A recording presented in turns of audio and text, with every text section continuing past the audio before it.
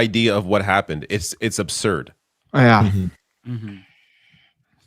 Yeah, credit to Kyle for dealing with that, because I feel like these people need to be humbled, and this wasn't even a question. Like, Michael Knowles got humbled, and I love that the Daily Wire tweeted out that clip, and they were scolding Kyle for making an obscene gesture towards Michael Knowles.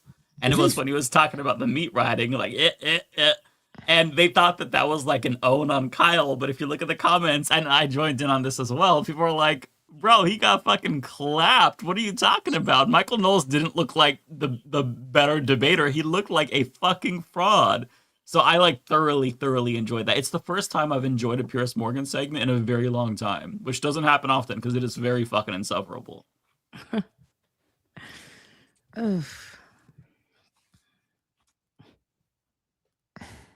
Well, that's it for this week.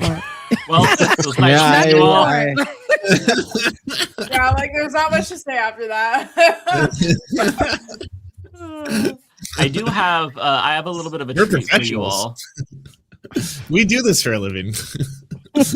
Yeah. We've already said what we wanted to on our own shows usually, so it's like this is our full-time job. So here's the treat for you all. Eric Adams, now no longer the mayor. He was heckled at the airport, and this is so fucking funny to me. I'm just gonna go ahead and shut up and play. How's his crypto doing? Is it still bottoming out? Oh, I don't know. Oh, there's a popular knapsack with many different locations. Didn't he rug it? I thought he just sold off and. Well, he launched a cryptocurrency token that was going to defeat anti-Semitism, and then it turned out just to be a big rug pull. And I thought that was the most Eric Adam things ever.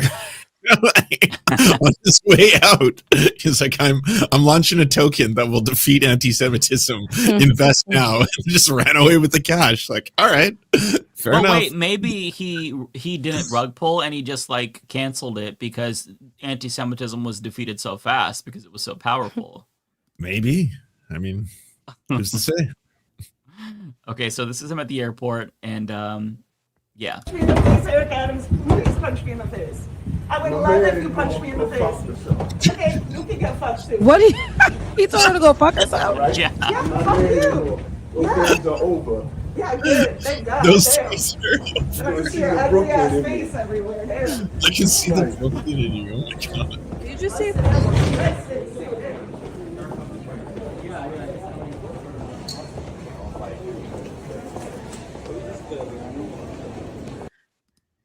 Is he followed by somebody who has the camera on, or is?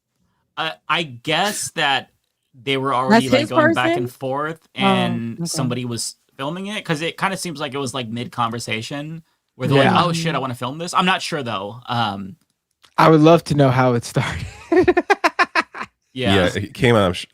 Came on. I'm sure at the end of that conversation because but still, it was back at it. Nah, he told that lady to go fuck herself, and then like, what did he say? He's gonna show the Brooklyn in him. He said you're gonna bring out the Brooklyn in me. I think. What is that? What does that mean? He's gonna cuss her out. He's gonna put his hands on her. What does that mean? It means he's gonna square up, Brooklyn style. Like with a woman. He's gonna. Yeah, what is that even? I don't get it. He's gonna park his car on the sidewalk. That's what that means. Like the same thing. When people are like, oh, I'm from Oakland. You know what I mean? It's supposed to. No, I know what. No, I know what he was saying, but I'm saying in particular, he is the former mayor of New York, and you literally are on the street. You gonna tell a woman, I'm about to show you what's up. You gonna see the Brooklyn in me. Now I know what that means, but I'm saying for him to be telling that to a woman, you gonna hit her in the face. Yeah. What are you gonna do? So yeah. If I was That's like, what I'm you're going to saying, bring like, out the Portland in me, what would that mean to people? I'm not sure because Portland, it doesn't give the same effect. Like, Mike, it's not joy and some flannel. It doesn't give. Yeah, that's what it gives. You have a nice homebrew kombucha to share with us. Are you gonna go Portland on that kombucha? Yeah, it doesn't. Force a polycool on me or something, Yeah. That's what it gives. It doesn't give any like. Give a raw food diet. Yeah, like pour a raw milk down our throats or something. Yeah, here's some organic food real quick. Right out the Portland in me. It's like, it gives manners. Like, you're gonna let me pass. You're gonna let me through. I like that. That means that Portlanders kind of have a nice reputation. I think that Portlandia did wonders for us. I was going to say it's the show Portlandia for sure. Yeah, and I do think that the stereotype is pretty accurate. It describes like 90% of us. Some of us are annoying and stupid, but 90% of us are basically like Portlandia. What the fuck? You guys sound sweet, whatever that is. you guys sound lovely. But you know, that's like you telling somebody, like, don't bring out the South Florida in me. Okay, like, you know, don't bring out the Haitian in me. It has such a bit more of an effect there. You see what I'm saying? Don't bring out the New York in me. Whatever, you know, that has a little bit more of an effect. But Portland, it just sounds cute and cuddly. You know, that. Nice. It makes me feel good. Okay, good. But you be on the show, you know, you're the one on the show that be threatening old people and things, you know. So that is what you're because they brought out the Brooklyn in me. Yeah, maybe there's a little Brooklyn in you, actually. Maybe it is. It's fine. Well, I do have other videos. I didn't prepare too much. Did you have something, Lance?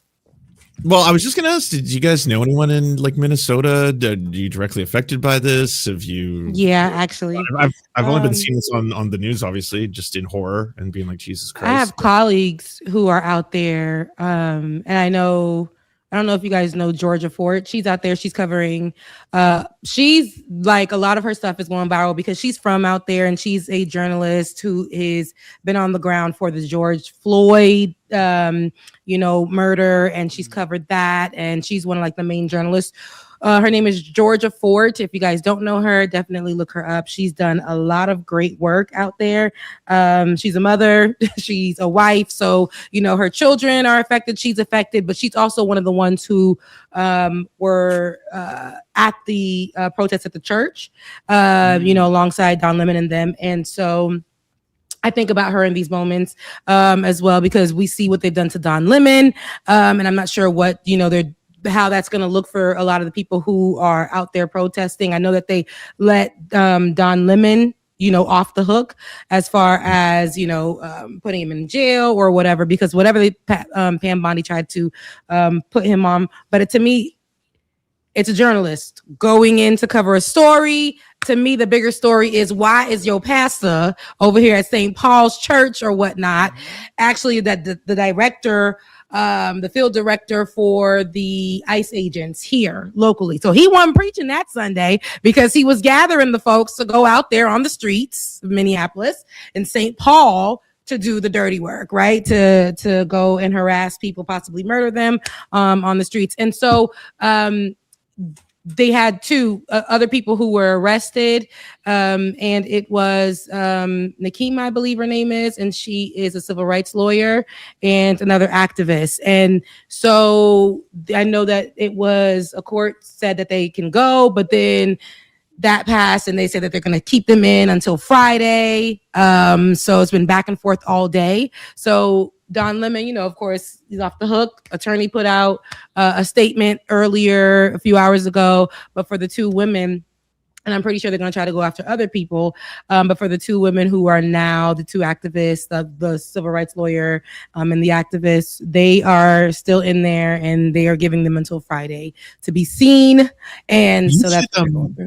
You should explain to people who don't understand what happened with Don Lemon and that church event, because it's pretty wild, and the fact that it didn't get a lot of like coverage outside of, I'm sure, that area it's a pretty important story. And it sucks because Don Lemon and other journalists were in the room, or they came into the church because they also got word of the pastor that is there. Now that was not, something that everybody knew, but this is something that came out and they were like, oh yeah, we're going to go protest. People went to go get questions. Journalists were there. So on a Sunday, they went over there in the middle of service or praise and worship or whatever it was.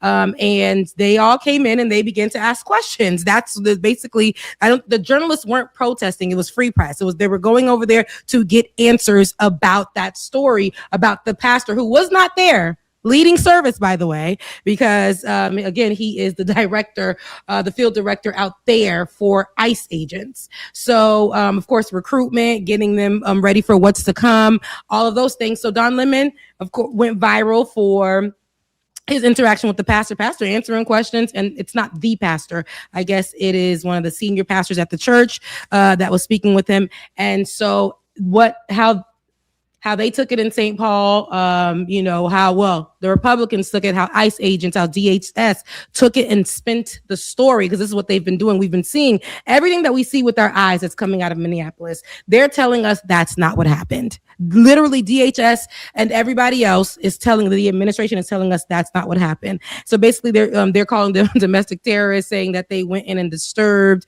what was the church and threatened them, put their lives in danger. Mind you, that is not what happened. At the pastor willingly spoke and got interviewed, and then the protesters also.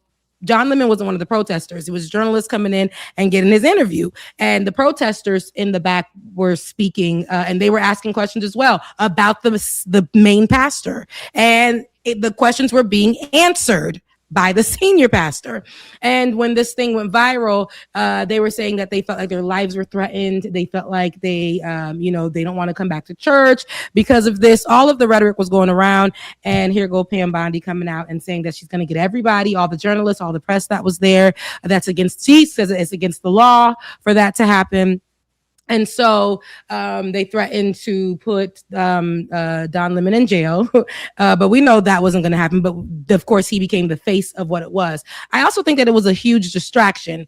Focus on Don Lemon, but because people were like saying, oh, Don Lemon went to this church, but they weren't understanding why. A lot of people were in the comment section just saying like, free Don Lemon. But the bigger story is the pastor of this church that's supposed to be teaching, Jesus loves everybody and protects everybody, and immigrants deserve to live, and no matter where you coming from, you deserve, that was supposed to be being Christian taught in that church. Yes, real Christian stuff. Love I know, the sojourner, which it literally says like over and over in the Bible. Like what? But no, that's not what they were teaching. So this man was getting ready to go send more people out to go gas, tear gas people, potentially shoot them, put people in cardiac arrest, go steal babies, all of that.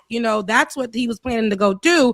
And that's what people needed to know, that and again, huge position locally. So, the head of recruiting, bringing folks together. And I'm pretty sure the people in that church. So imagine, right? Because I always say, I believe that a lot of January 6ers have become ICE agents, right? They just walked on, and then I believe that with this church at St. Paul, I'm pretty sure they are aware that man is the director for, the field agents over there. And so people at that church, members of that church, are also ICE agents. I believe that with everything in me. So they needed to uncover that. And that's what that was, what the journalists were doing there. Partnered with the people on the ground, the organizers on the ground, and that's how they got the protest, and that's how they broke that story. So the focus being, the journalists were going into this house of worship and terrorizing the people and hurting them and that's not what happened at all. What they were doing was breaking a story, and activists came out to protest, and that's what was happening. And it needed to be said because people are in danger. Right, you're in this house of worship, and it's supposed to be teaching one thing, but yet this director is getting ready to. This is like, it's giving real KKK. I mean, that's what they do too, right? Yeah. And that's, to me, that's the bigger story, and they do not want you to remember or know that. So Georgia Ford, who was out there herself, she says, I was there as well. And the bigger story is, there's an ICE agent that's a director of ICE agents that is the pastor of this church, and that's what you guys should know. So that's what's been going on, and I think the fact that this administration is making sure to make a spectacle and to control how the stories are being told. Again, we're seeing it with our eyes. We have valuable production that's going on. People with the great cameras coming up in there. So and the interview happened because the pastor came down and spoke on the mic, like legit, like that was not something that was forced. So He could have said no comment and moved on his way, but he was answering some questions and all the things. So it wasn't him being hurt. It wasn't any of that. So after the fact, they tried to say that, everything that we didn't see, that did not happen. They tried to claim that. And now they're saying put people in jail. I think one woman, I just read, I forget her name, but she's also a rep, and she went to go visit one of the immigration camps, and she now she's facing 17 years for just doing a walkthrough. And I forget her name, but all of this is what we're seeing right now. They want to put so much fear and make it so that we are not covering these stories, and we're not talking about these things. And like, the more they can control the narrative and try to quiet us down, that and when they win at that, especially like when we back down, some people just gonna have to go to jail. It sucks. Not everybody is going to have access to an attorney like Don Lemon did. So it's going to be people that have to go to jail for this because they are like, nah, I'm the journalist that was there and I don't have the funds to get an attorney or whatever. So I may have to sit in jail just for doing the work. And, we're going to see a lot of that. I can guarantee you, because a lot of people aren't going to back down. It just sucks that it's this way. We in such a short amount of time, we're watching people get murdered, babies become unconscious because ICE agents are, tear gassing people's cars that ain't even part of the protest. They stealing babies, kids can't go to school. We're seeing, the journalists that are out there to actually give us the true story are being silenced, threatened to be put in jail. And this is not something new, right? Racism isn't something new. Prejudice isn't anything new. Discrimination isn't anything new. It's just right now basically televised. We're seeing it more on, footage of it. We're just seeing it more. So this is not anything new. It's not becoming more expanded. They've been doing this. And now we have an administration that wants to mirror what it looked like a long time ago, where this was accepted. But now we can see it. They just want to control how we are, the narrative, and how we're putting it out there. The more they can keep us, at a blind eye, the better for them. And that's why I think the independent journalistic part is very, very important, because, they're going to be out there every day flying in, whatever, and we're going to be able to see it live, on social media and those things, and gather the information as we see it coming. And again, if you have not, please check out Georgia Fort. She is doing the work. She is there all day and night. She was there when they had shot someone, I think the Liberian man or something of the sort. They had shot him. She was there, and ICE agents began to tear gas everybody. She was trying to get answers. She will literally be on the street talking to ICE agents, and she's an award-winning journalist, by the way. So now she's gone independent and she's doing this. So definitely follow her, because she is covering this thing day and night. She was at the hearing for the activists when she was over there, when they were beginning to organize the rally to protest for the organizers. And so anything you need to see, definitely hit up Georgia Fort. She's out there doing it big. She lives there. GeorgiaFort.com, right? Georgia Fort, Fort. Okay. Yep. And again, she's very credible, award-winning journalist who's been doing this. She's done a great job for covering it when the George Floyd. She's covered a lot that was going out there during the protest, and led those stories as well. So yeah. So she's not new to this. She's very true to this. So my thing is, I worry about her. I was texting her earlier. I just worry about her because, all of them are basically could be on a chopping block. So yeah. It's really scary to see this. One TikTok that I watched really put it into perspective for me. Basically, she said that minorities in Minneapolis right now, they're living the way that we all lived in the early stages of the COVID quarantine in March of 2020. Like, they're not leaving their homes. They're having people get groceries for them. Like, it's a complete lockdown, because last year, I think it was in September, but I believe through the shadow docket, the Supreme Court literally greenlit racial profiling. So it doesn't matter if you're a U.S. citizen. There was a Somali American, I'm not sure if this was in Minneapolis, but she got abducted by ICE. She's a citizen. She was detained for 2 days. They ended up cracking her on the head, and she got a concussion. They were calling her slurs. There was that man who was a 56-year-old, Chung Lee Scott Tao, I believe. This was in Minneapolis.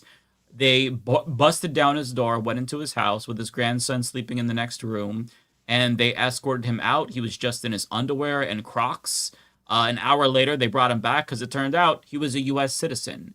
So anybody who is not white is a target. One thing that I'm encouraged to see, though, is I saw some like soccer moms. They were getting Mexican flags and putting them on their cars. And they're like, this is going to waste ICE's time because they're going to pull me over and they're going to see I'm a white lady, and that'll stop them or take a little bit more time away from them from, harassing somebody who's black or brown. And I think that small things like that really go a long way because they are terrorizing people of color. And it does not matter what you look like. If your skin isn't white, they're going after you. It is the most 1930s Germany thing ever, but that's not really accurate. It's just kind of like a 1960s American thing, right? But it's just, it's so horrifying to see because everything that was like a lot of us, like millennials in particular, of the white ones who were like privileged and didn't see it, like we're used to racism that was much more, institutional and covert and not so out in the open. But now everybody's kind of getting a wake-up call that like, this is just like, this is how it has always been. It's just now we can kind of see it. It's in your face and you can't look away from it. And it's really, really gross. I will say one thing of that's given me hopium is the return of the Black Panthers. I believe in Minneapolis, they were marching, and Paul Songbird, the leader of that chapter. Much beef with that. I'm so sorry. There's beef. Like there is beef. This is there's a lot of speculation that either it's there's not a lot of beef with the new Black Panthers. I don't know. I would say it's a lot of speculation, but it's a lot of like people. So when something just comes out of the blue. So it was nice when we first saw the story. Everybody was like, okay, black, but then they like, but where they just automatically came from. So people have been online either debunking or exposing. Is it an op like in 2020? Yeah, it's giving. What? It's giving. I was in ignorant bliss. I don't know if it's an op. Like I don't. They're saying a lot of people are rightfully skeptical. Like I get where the skepticism comes from, but like I haven't seen any solid proof that shows that they're actually an op. Like they're not. It's kind of like they just rolled out with an opportunity. So people are saying it's an opportunist moment. So it's like, okay, why is this a new chapter? Why we ain't never heard of this chapter for real before until right now? Some people are doing exposés. So it's. I don't know what is true and what isn't, but I do know that it's a little messy. That's what I put out, and it's but the person. The person that's the head of it is still like, this is what we doing. They hit us, we hit them back. That's what we're supposed to do. We supposed to protect. We stay, and I'm just like, okay. So I'm not. I don't really have much on it. I've seen a lot on it, but not a lot to really get into full conversation just There's yet. a lot of feds, so it's right. It's good to be skeptical. I will say that. Regardless. Oh, Mike, is this thing over here giving you a lot of hope? Let's just fuck it all up for you and shoot it. So straight sorry, out. I know that was just waiting for his moment to say something because he had that smirk on his face. Like I just knew he was about to pop out. Well, okay. I just knew. What I will say is, regardless if that's an op, because in 2020, remember we saw the Black Panthers. And then there was a picture with them and the cops, and it was just like complete bullshit. So because people were doing that to, especially in 2020. That was a weird time because everybody really wanted to get on TikTok, say they were outside, be in the black and white pictures, photo op to me. Like it was those moments to say, I too, Black Lives Matter, Black Revolution, we coming back. Like that was that time. Like, they wanted the fist up picture, right? They wanted that picture so bad. So they were going to the rallies, they were going to the protests just for that moment. And that was it. So sometimes people take these moments because they're hot. They are trendy. I hate to use that word, but they are trendy. So they just join in for that. And that's it. There's really no like heart for it or really to, wanting to be a part of the fight. So that's really what you'll see a lot of, because people have social media. If I say that I was here at this rally, now I become the person that, I was for it or I was whatever, but no more work is being done, but just the fact that they walked a few blocks, took a few pictures and held a poster. So yeah, no, that's fair. It is a different. I'm sorry to burst your bubble again, Mike. There's hope. I was gonna say that like, regardless if that's an op or not, it is important that you secure your community, and this is like actually an effective tool against fascism. There is a black community. It was majority black in Ohio. I can't remember the town, but Nazis were dropped off in a U-Haul. This was when they were still just like not part of ICE. They're being dropped off in U-Hauls and whatnot, and they were the Patriot Front guys. Yeah, I'm not sure which group in particular it was, but it was the U-Haul Nazis. Yeah, they were hanging like the swastika above like the overpasses and stuff like that, and they tried to infiltrate this black community to terrorize them.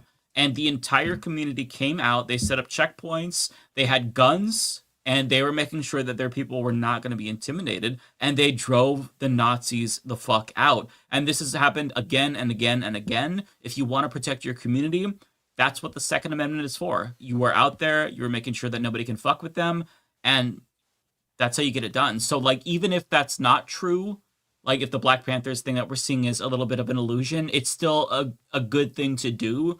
Like, don't just show up with the gun by yourself. They're going to blast you in the face. Like, you need to organize to make sure you have a group of people who are going to, protect your community. There's one white dude that was showing up after that Black Panthers video went viral, and he's just there like with his I think it was like an AR-15 or something, and conservatives were like flipping the fuck out. They're like, oh my god, they're violent. And it's like, but this is what you said we should do.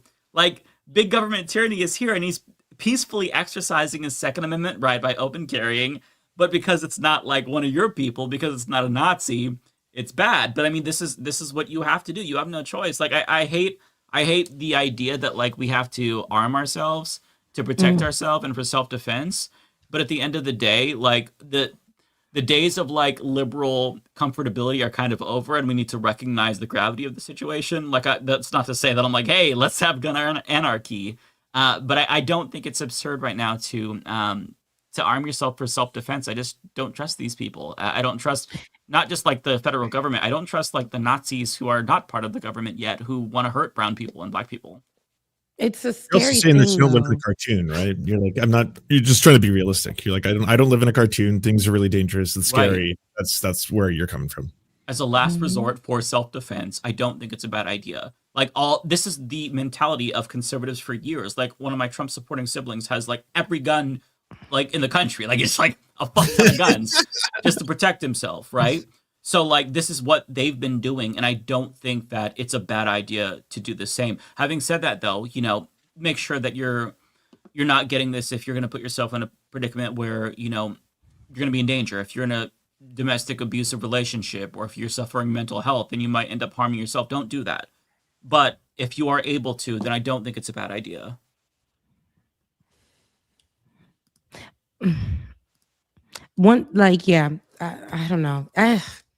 It's such a tough place to be in, because who wants to be walking around with guns and trying to protect themselves? You're living, it's like one day you were living your life, and the next day Hilton allows folks to just come and stay. Well, before that, some YouTuber puts out misinformation about a daycare, Somali people at a daycare. So this just ricocheted, this just became this whole thing. And now in such a short amount of time, you have ICE presence just showing up, and somebody dies in less than 24 hours after the whole hotel stay.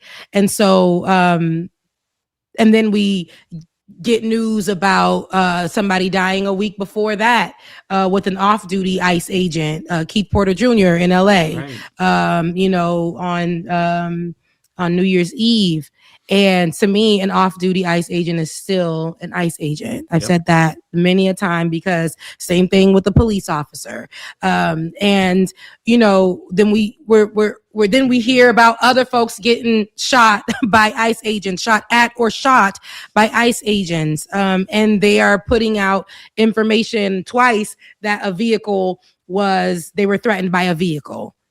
No footage or anything, and thank God somebody was recording for Renee Good, so that we can definitely have that information. And the dumbass administration dropped their own footage like that was going to make a difference. It was like, actually, this is a clearer view, and it lets us know that we were right about this. You guys are murderers, and left in the part of him calling her a fucking bitch, which is crazy to me. So I don't know what they wanted us to do with that, but we saw what we saw. But they don't care. Constantly, we're seeing them change the narrative. And what really scares me is this immunity factor, right? That's not legal. It isn't law. But here goes JD Vance putting that out there, saying that, they're going to have full immunity while they're making these ICE agents powerful, right? Here in Atlanta, they just brought out the trucks for ICE. So they look like Atlanta police. So they got them decked out. These are not the little black agent cars, not the little trucks they drive, their personal trucks or anything. ICE has actual like SUVs coming through the city that look like Atlanta police. And so I don't know if they're going to be partnering with them, or this looks like a whole organized situation. The city is in on it. Trucks are coming in, and it's pretty scary. I keep thinking about, for me, South Florida, where my mommy and them are. I just think about my parents, because I'm like, the whole city is pretty much Haitian, and Cuban. So it's I don't really know how that is. My mom said nobody's going to work. None of the Haitians are going to work. None of the Haitians are going to church. Like, none of them are trying to leave their house. A lot of them are trying to find other places to migrate where there isn't much, immigrants there, and hoping for the best. But we see ICE showing up at the most random places, like, really ain't no immigrants here, but some immigrants go viral. 5 immigrants that live in that city go viral. Donald Trump will go there, for again, false news, how he says it, fake news, misinformation, things that are very, very hurtful to different communities, immigrant communities. And now people think Somali people are like gangsters and abusers. Pirates. They're all pirates. That's what Nick Shirley said. Yes, and he's the one that said that. Yeah, he put out all of this misinformation about them, a daycare over there, saying that they were doing, and that's that. Because the U.S. pirates, I mean, America are the pirates. We are They're the pirates, ones not capturing Somalis. boats and blowing up boats and invading countries. That's America. Absolutely. The ICE agents are domestic terrorists. Absolutely. Literally. But you're calling other people domestic terrorists. You guys are the ones that are ruining free speech. It ain't journalists. It's you guys are the ones that are problematic. You guys are hypocritical. And to see that this is playing out at this stage in my little life, I'm tired. I done seen too much in this life. I'm only 35. I done seen too much in this life. But to just imagine the people who are in Minnesota right now, whose lives changed overnight, and have to wake up and witness this every day. Babies can't go to school. Again, they snatching kids, using 5-year-olds as bait. Preschooler, Right. that picture right now. Yeah, The picture of that they're trying to preschooler. incite like a riot or a civil war. Like, they're trying to antagonize people. They're just getting worse and worse. It's like, now we're kidnapping kids. What are you gonna do? Mhm. What are you gonna do? Right? And it's like, Jesus Christ. Yeah, There's and no- Luis Ramos, the preschooler who's going viral with the little Spider-Man backpack and like the blue hat. The babies, He's that's one the of one they 4 took from his kids daddy. who were kidnapped in that school Yeah. district. Before Mhm. that, back in April, they abducted 3 U.S. citizen children. One of them had stage 4 cancer, who was 4 years old. Deported them with no medication whatsoever. They just deported another 5-year-old who's a U.S. citizen to Honduras. Like, increasingly, they are targeting little kids. Like, we're seeing literal kidnappings now, which is Jesus horrifying. want to say two things. There's this Reddit thread that went super viral that I thought was really fascinating. And it's basically people who are related to ICE agents coming on Reddit and just talking about how their family member changed once they joined ICE. I want to see that. I might do a video on that. It's in the private chat. It's really fascinating. One of them even said that he saw his uncle become sociopathic once he joined ICE. Just like, it's a crazy thread. If you guys want to read through it, I put it in the private chat. Another thing I want to say is that 7 Democrats actually broke the line and joined Republicans to fund ICE more. And I feel like we really need to have a serious conversation about Hakeem Jeffries, because if you cannot get it together, if you cannot get it the fuck, like, I'm so sorry. If you cannot get it, if you cannot rally the troops, like, you need to go. You need to go. I mean, I really feel like we need, like, it's a lot for me to say that I miss Nancy Pelosi. Like, it's a lot. I never thought I would be found dead saying I miss Nancy Pelosi. I've been telling you all for years. No. You are so fucking bad at your job that you're out here making me look goofy saying that I miss Nancy Pelosi. The bar is just so low. Like, when the bar is that low, it's non-existent. It shows you how terrible things are with this party. That's exactly what it is. These are the 7. Yeah, it's just all trash. They voted for Which, Nazism. by the way, Henry Coiler, I just want to give a brief summary about Henry Coiler. So back in the primaries when Henry Coiler was running, there was a true progressive, and she was more of like a socialist Democrat, and she was a progressive. She came from a family of Jessica immigrants. Cisneros, right? Yes, Yep. Jessica Cisneros was running. You want to know what Nancy Pelosi did? Last minute she came in, she endorsed Henry Coiler, and then he ended up winning because of Nancy Pelosi's last minute endorsement. And now he just funded to ICE more. So voted to fund ICE more. So listen, it's a lot for me to say that I miss, Nancy Pelosi. But I mean, you suck so bad at your job. Like, you suck so bad that you can't even make it look like the Democrats are having a united front in front of Trump. And that is so fucking embarrassing. Like, that is so fucking embarrassing. And the thing is, like, during the midterms, during the general elections, they're going to come back around. They're going to be putting their hands out like peasants, begging for a vote, begging for money. Meanwhile, they can't even have a fucking united front. Like, I will be damned if a Republican is president next election cycle, assuming that we have an election cycle. But for them to not even be able to get their shit together and all vote together against funding ICE is absolutely fucking abhorrent. And I feel like more people need to be upset about that. Like, more people need to be upset about it. That's not okay. It's just not okay. Point blank, period. You cannot keep pointing fingers at the Middle Eastern community and saying, oh, how's Gaza now? Meanwhile, Democrats can't even hold a front together because you guys are pointing fingers at the wrong people, and you're not actually holding the establishment accountable for their wrongdoings. Like, they're not showing up when we need them to.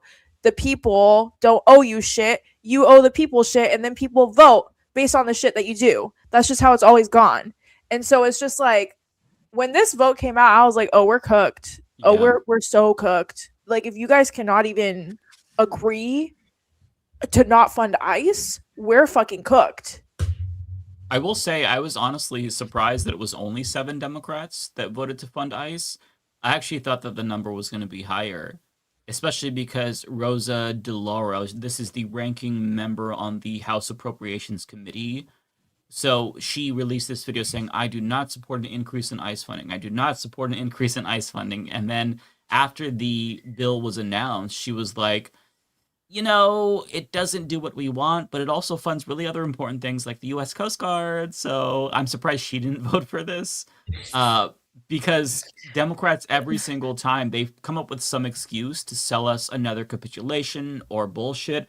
And it's really, I'm so sick of it. I don't know what to say anymore. Like, they're just so useless. I feel like the only thing that's going to save us is a general strike, because Democrats, even if they take back the House, like, does anyone expect the Democratic Party to use the power that they get? Sure, they'll try to call some Republicans before committees for hearings and whatnot, but like, okay, they don't show up. You hold them in contempt of Congress. Then what? Like, do you expect anyone to go to jail for the crimes that they're committing? Do you expect Democrats to even, like, assuming they had the presidency, the Supreme Court, Congress, do you expect them to throw a single criminal from the Trump regime in jail?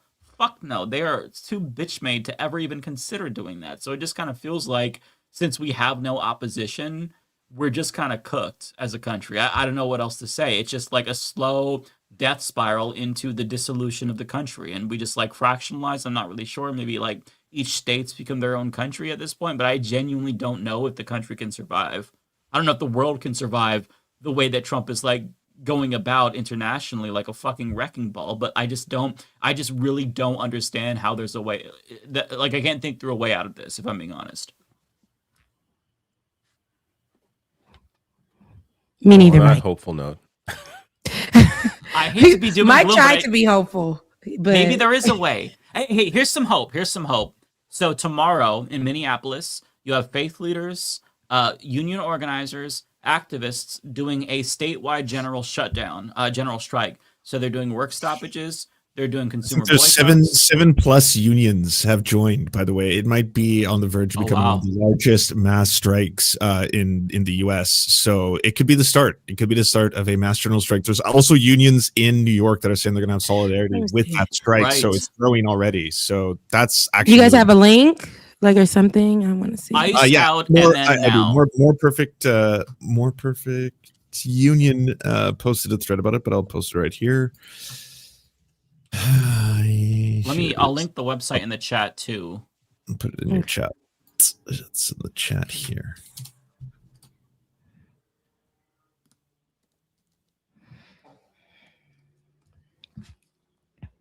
Oh shit, I can't remember the. Let's see.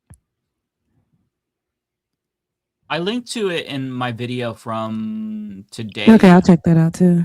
Yeah, I can't remember. Let me pull up Lance's. Ice out of Minnesota, right? You said. Yeah.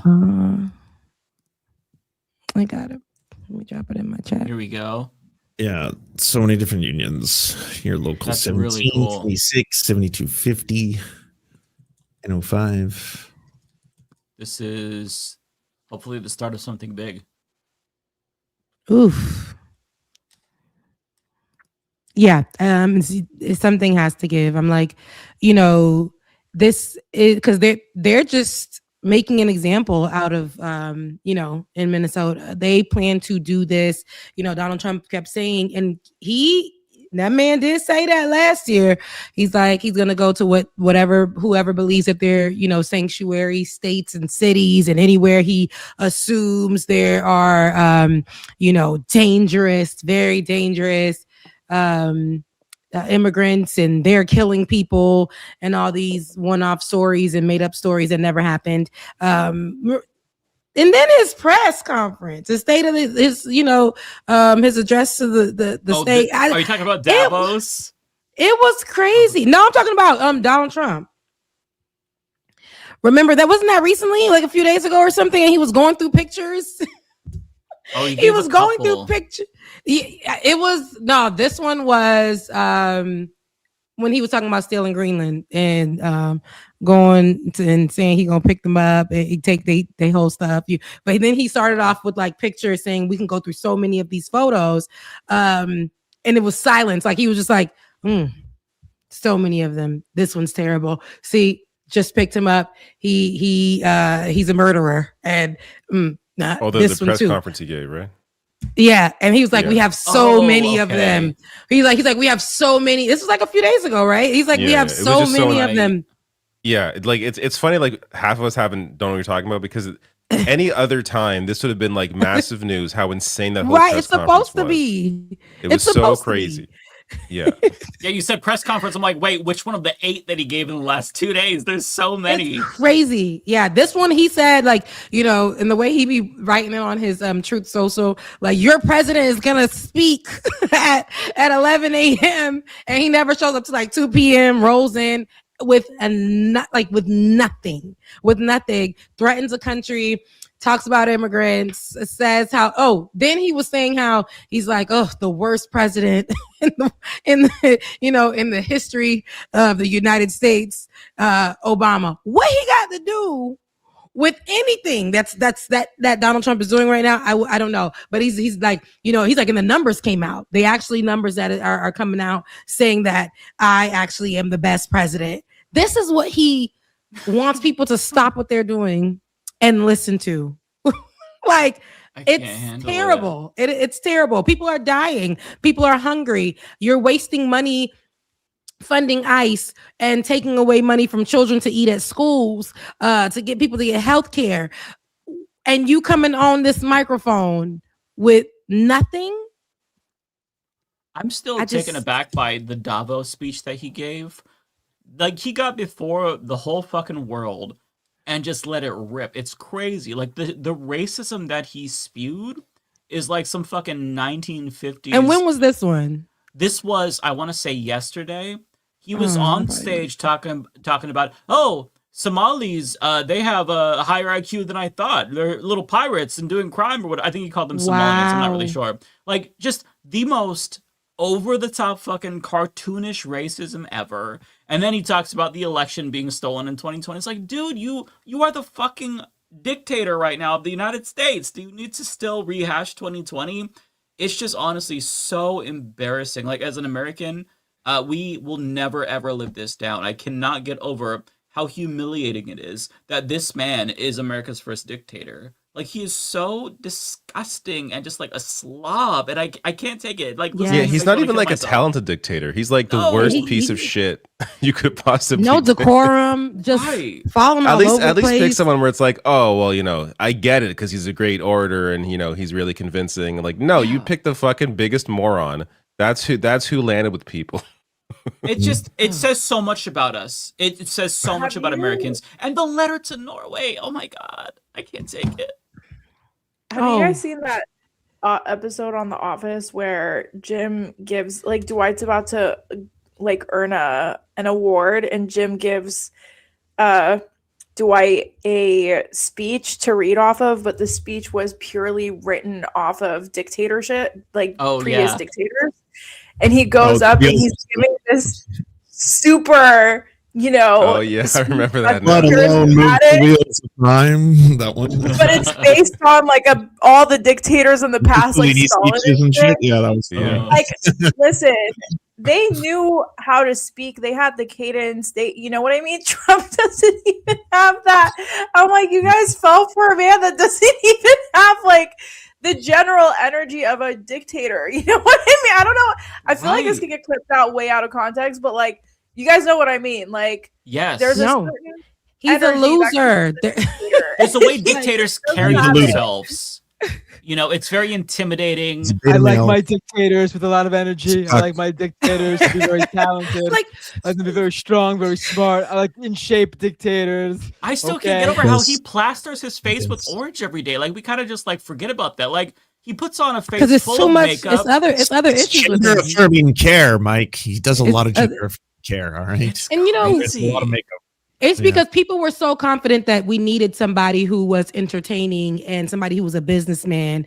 That was what they were running off of. And, if he knows how to, move money around, he can bring, the country together, get us money. That was what they were saying in 2016. He's a businessman and he knows money. And then we quickly realized he's dumb. Right? He was a fraud the whole time. He's a TV personality. He's a nepo baby. That's why he's got money. Exactly. That's why he's got money. He can't really run the numbers. He can't get. You guys think that this man could sit in a meeting and actually be able to break things down? He only knows how to fluff himself up. We see. I feel like he has Napoleon syndrome, even though he ain't like a shorty or whatever. But I do feel like he has that about himself. I feel like he gets on the mic. It's like nobody said, "Hey, you're balding." That's the first thing he's gonna say. They say that my hair is grown. Nobody. This is not what the journalist asked you. You're talking about like the things that are not. It's like he's immediately gonna go to the thing that he feels insecure about, like the election that he lost to Joe Biden. Oh gosh, he keeps talking. He won't let it go. Every day he's saying that there are now reports that show that he won. Like, everyone knows it now. It's proven. Like, what are you talking about? Like, sir, people are dying, and what are you gonna do about so this is, and then he is such a terrible person that the only opportunity he took the opportunity recently when he made us all look at the TV for no reason, to say Renee. He didn't even say Renee Good's name. He kept saying she was it's so sad what happened to her. Her father, they say that he was a huge Trump supporter. And, that's what I heard. Like, he can't just help himself. I don't know if he still is, but that's what they say. Is that he was a huge, mom and dad were a huge Trump supporter. So, what happened to their daughter is terrible. It's horrible. And that's the only reason that Renee got any kind of, I would say, acknowledgement, because I wouldn't even say, because he wouldn't even say her name. He would not acknowledge her in the way like this woman was killed, was murdered. He was just like, it's unfortunate that basically she was in the way. And because you guys are Trump supporters, I'll be able to say that what happened to her, wasn't wrong, but it's unfortunate. And his first post about it, we all just I guess news media all just forgot. He claimed that the officer was in the hospital. He was hit. What I mean? That never happened. It was internal bleeding. It was internal bleeding. Yeah, they came out later. Oh, internal bleeding. They leaked to CBS by JD Vance.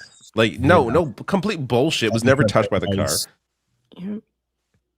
Yeah, it's just ridiculous. It's so tiring. Every morning I wake up and I just dread what the fuck I'm going to see, because you never know. It's always something new, and it's so creative. There's no predictability whatsoever. They are innovative in the ways that they fuck people over at home and abroad.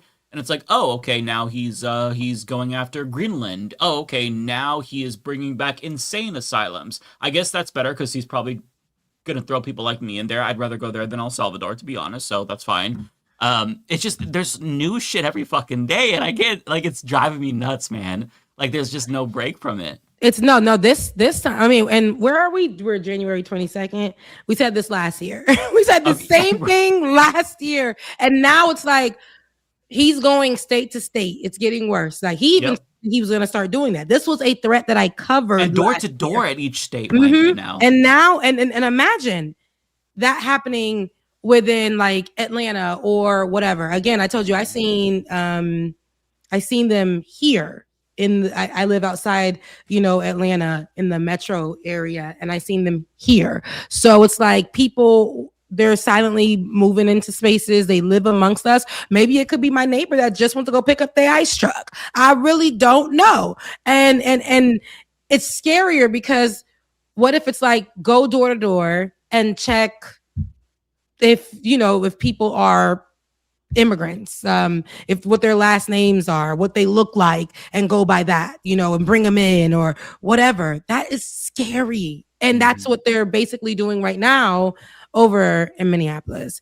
And that sucks, because again, these people were just celebrating the new year, and now their whole lives have changed. The kids being slammed up on the floor, high school children having to fight off ICE. That's insane. Yeah. You have to have your papers with you. And by the way, a driver's license is not sufficient proof of citizenship. Like Kristi Noem said, that Americans should be ready to present evidence of citizenship. I'm just telling you, a driver's license is not sufficient. So you have to, I guess, carry around a passport, carry around, your papers. If you have a green card, carry around a birth certificate. I don't even know, but you've got to be ready at all times, because if you are not white, they're going to stop you. And if you are white and you try to use your privilege, they're going to brutalize you. There was a 21-year-old, and a 31-year-old, two people at the same protest in California, who both were blinded in one eye each after Renee Good was executed because they were peacefully protesting. I have a video about this tomorrow that's coming out. So they're just they're going to go door to door. I fully expect them to do this in each city that they go to. There was the memo today that leaked about how ICE is going to be doing this, because they said that they can do that without a warrant, which is, textbop violation of the Fourth Amendment. But at this point, we're so beyond that conversation, because the old Constitution just isn't even in effect. But I'm don't open your door. You don't have to answer questions. They're going to break down your door. Let them break down your door. They're shooting through doors. Yeah, they're shooting through doors. If you look at the pictures from the article about Chung Lee Scott Tao, the 56-year-old who they broke down his door, they tore the whole frame off his door. You see like the nails sticking out. Like they broke that shit the fuck down. Like we're like actually at like 1930s Germany's level of hysteria, where they're like looking for immigrants everywhere. Like, are you hiding them in your attic? Are they in your trunk? Like they are trying to find them all. What they did to him was disgusting. I mean, what they've done to a lot of people, dragging him out in his home clothes in the winter. No, he was right? practically naked. He wasn't even clothed. Yes. That's the thing. Yeah.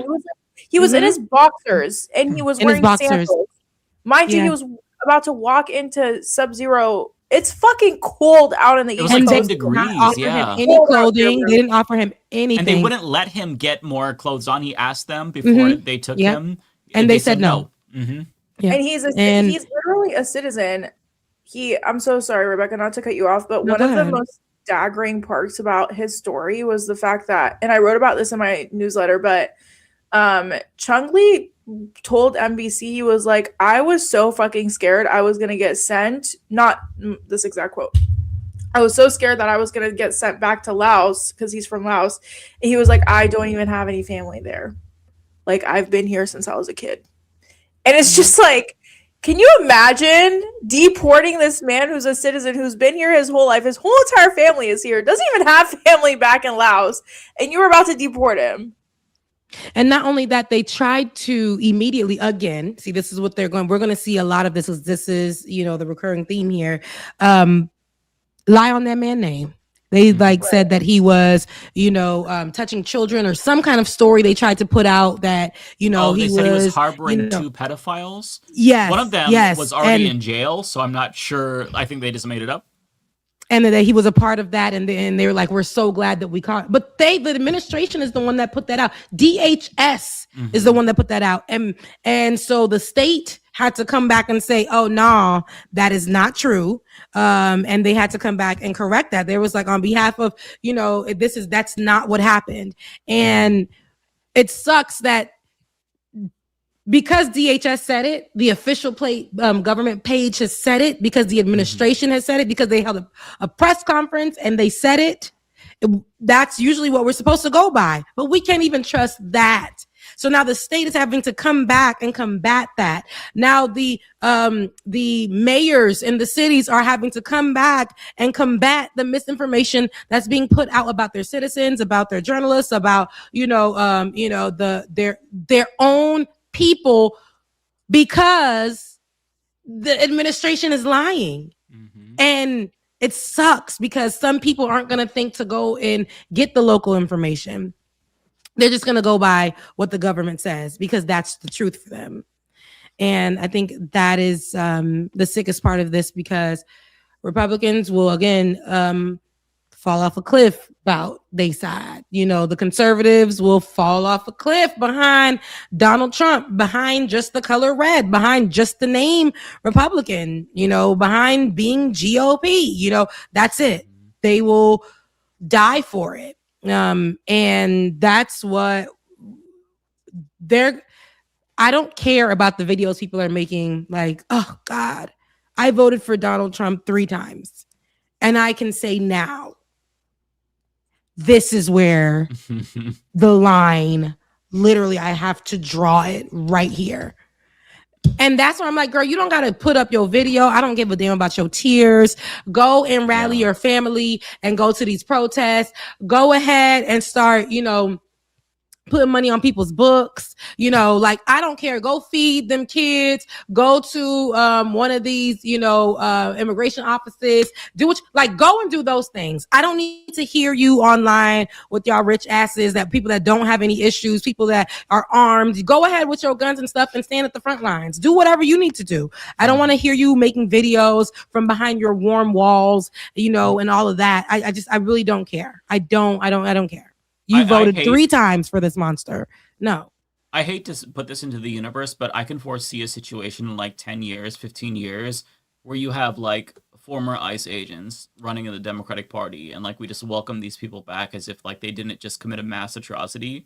And I just want to say there is no rehabilitation for these fucks. If you feel bad, the only way to right that wrong is to fucking kill yourself. Like if you're an ICE agent, you are permanently a fucking like undesirable, just like the Nazis. There's no way around it. Like there is no way you can say that you were just ignorant. There's no way you can say, oh well, I really needed that $50,000.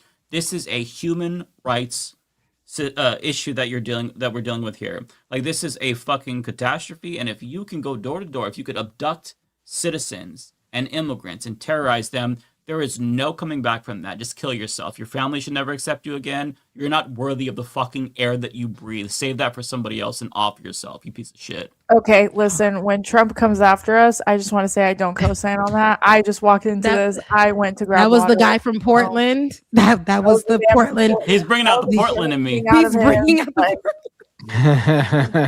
the guy. He's bringing out the Portland. They done brought ICE over there.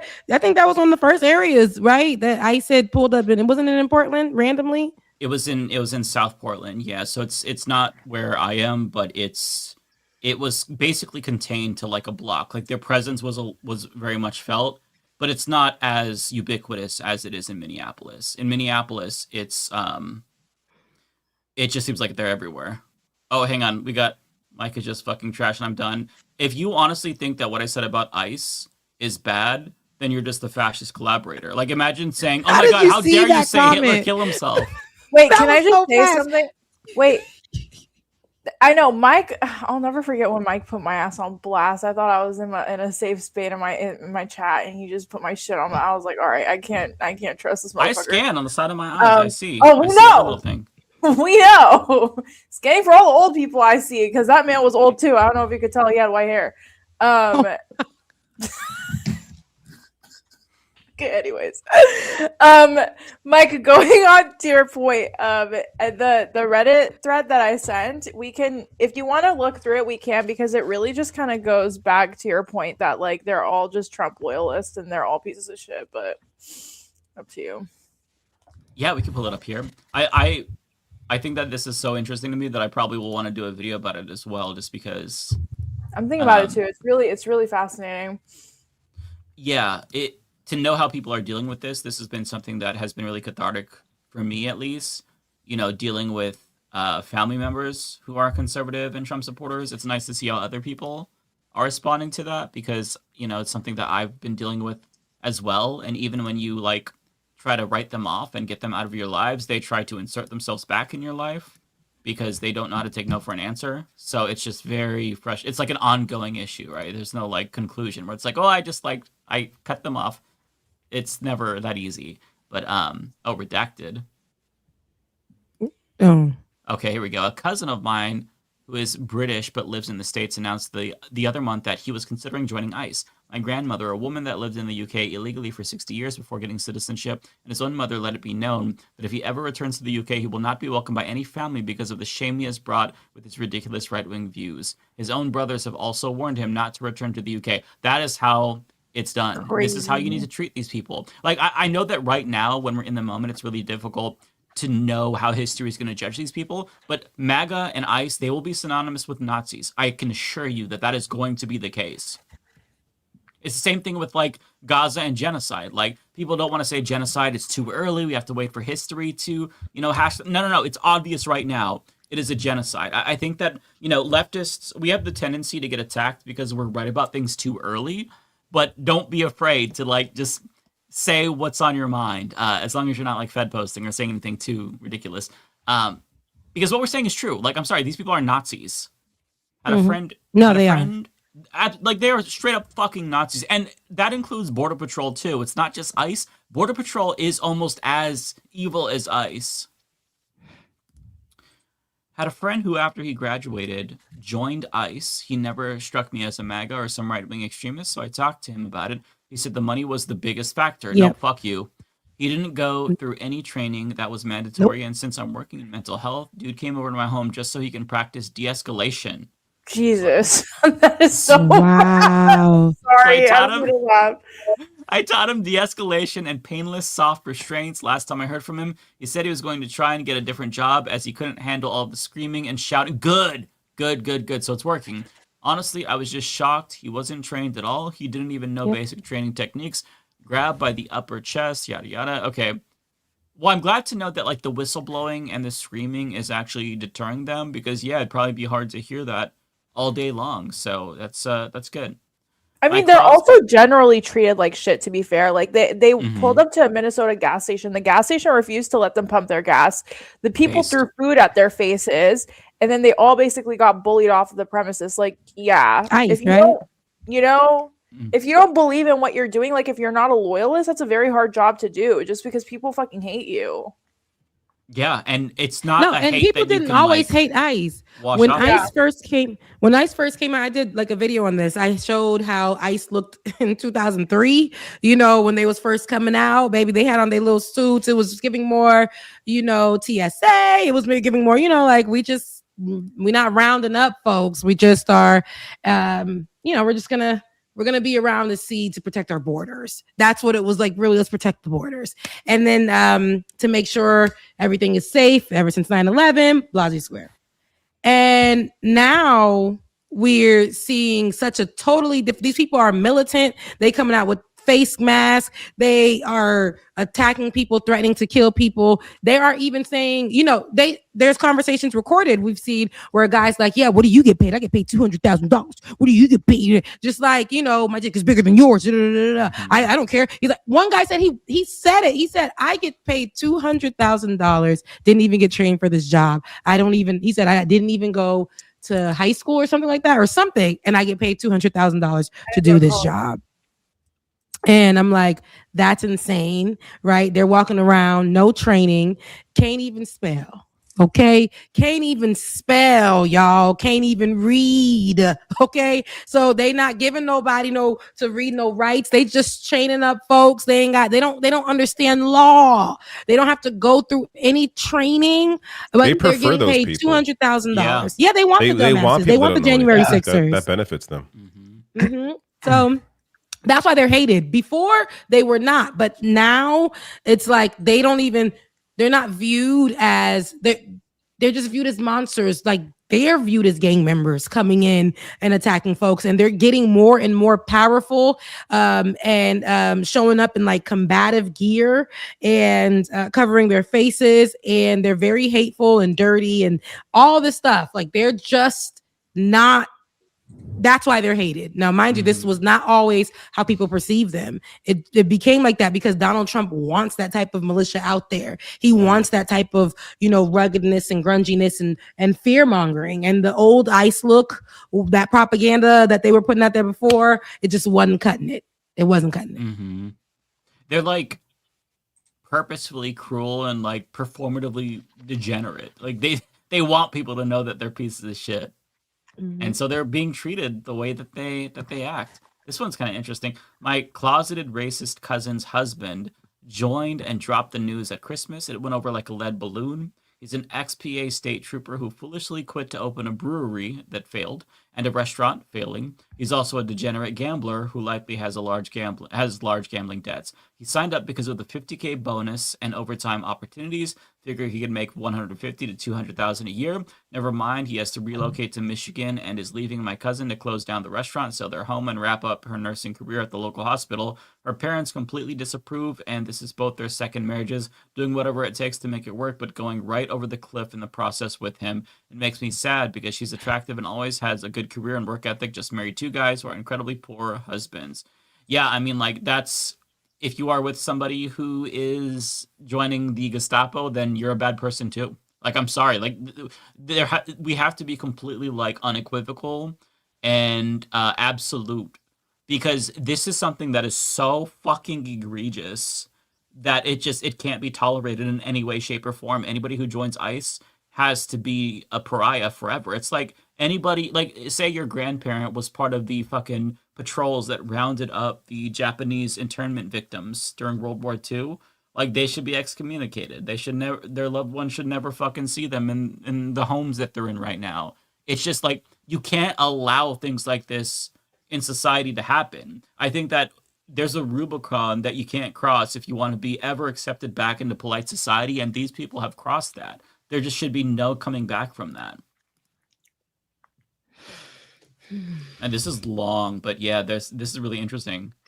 A lot of people trying to get into ICE, low IQ. Somebody in my chat said if you can't spell ICE, everybody working for ICE can't even spell ICE. Man. Well, it is close to the time where we wrap it up, but that's a really interesting thread. I'm glad that you brought that to my attention, Ariana. I might have to dig into that later. I'm definitely going to be reading through it. Yeah, I was thinking of making a video on it because it's just so fascinating, but I thought you guys were gonna love it. So I absolutely love it. Yeah, we might both be doing videos on it, so I'm gonna watch yours after I make mine. That way I don't end up inadvertently copying you. No. Do yours first. Please do yours first. Do yours first. Like I do not have a patent on news. Please, all of you make videos on it. Well, it'll probably be part of something else. I might not do like a full video on that. We'll see. Should. We'll see. I definitely want to talk I'll about it. probably add it to my show, but I won't probably do a video. It's just so But fascinating. no, it's to see. It's so fascinating. Like I really Bless you. I also Thank you. want to do a video on the view of America from like people around the world, in particularly countries who are very much affected by what we're doing. I always find that very, very interesting. I did one a couple of months ago about a German American who kind of like gave us the perception of Germany or of America from Germans' perspective, and it's exactly as you would expect. It's they fucking hate us, rightfully so. I mean, I don't know if Germans. I'm really not have fed posting. but- Everything. Listen, let me just say as a disclaimer, I am a comedian. Everything that I say is satire and to not be taken as the truth. Okay, it's all a joke. So, and I don't think I said anything that's like Fed post worthy. But then again, I don't think so. This time, no, I don't think so. Okay, that makes me feel better. You have a good sense of that, Matt. So, okay. Thank you. I appreciate it. I have a good sense of what will get you in trouble with the law. Yeah. I feel like you all would shut me down before I put my foot too far in my mouth. So I do appreciate you. Sometimes we can't stop you. You fast. I know. I'm the twist of political commentary. 250 words a minute. I'm going to log off. I'm tired. Okay. Bye, David. I keep yawning. I feel bad. Hey, you've been on a roll, David. So I'll give you that pass. You've been showing up. That's right. Yeah, that is true, actually. It's been so nice to see your full panel. See you by the all way, next again. time. It's so nice to have that. It was a full panel tonight. So yeah, that's good. I love when that happens. To you all. Just like that, Gone with the Wind. That's true. Oh no, and he's fast too. When it's time to go, baby, David be out. Yeah, he does not linger. He does not linger. Okay, like I gotta Be go. right behind me. Okay, so I'll pull up Rebecca's super chats because I'm assuming you want to go first, Rebecca. Yeah, I'm gonna be fast just like David too. All right. The first one is, So here- I believe, invalid, right?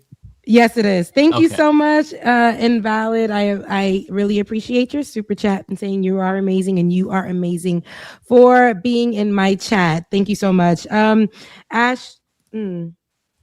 Shit, not you again. Yep, I said it just like I see it. Thank you so much. She says, or they say, I saw signs on the highway, ICE prevention operations on the way, had a slight moment of hope, but quickly realized it's because of the winter storm. It's true. The way I've been seeing, I'm not gonna lie to you, on social media, because I've been associating ICE with ICE.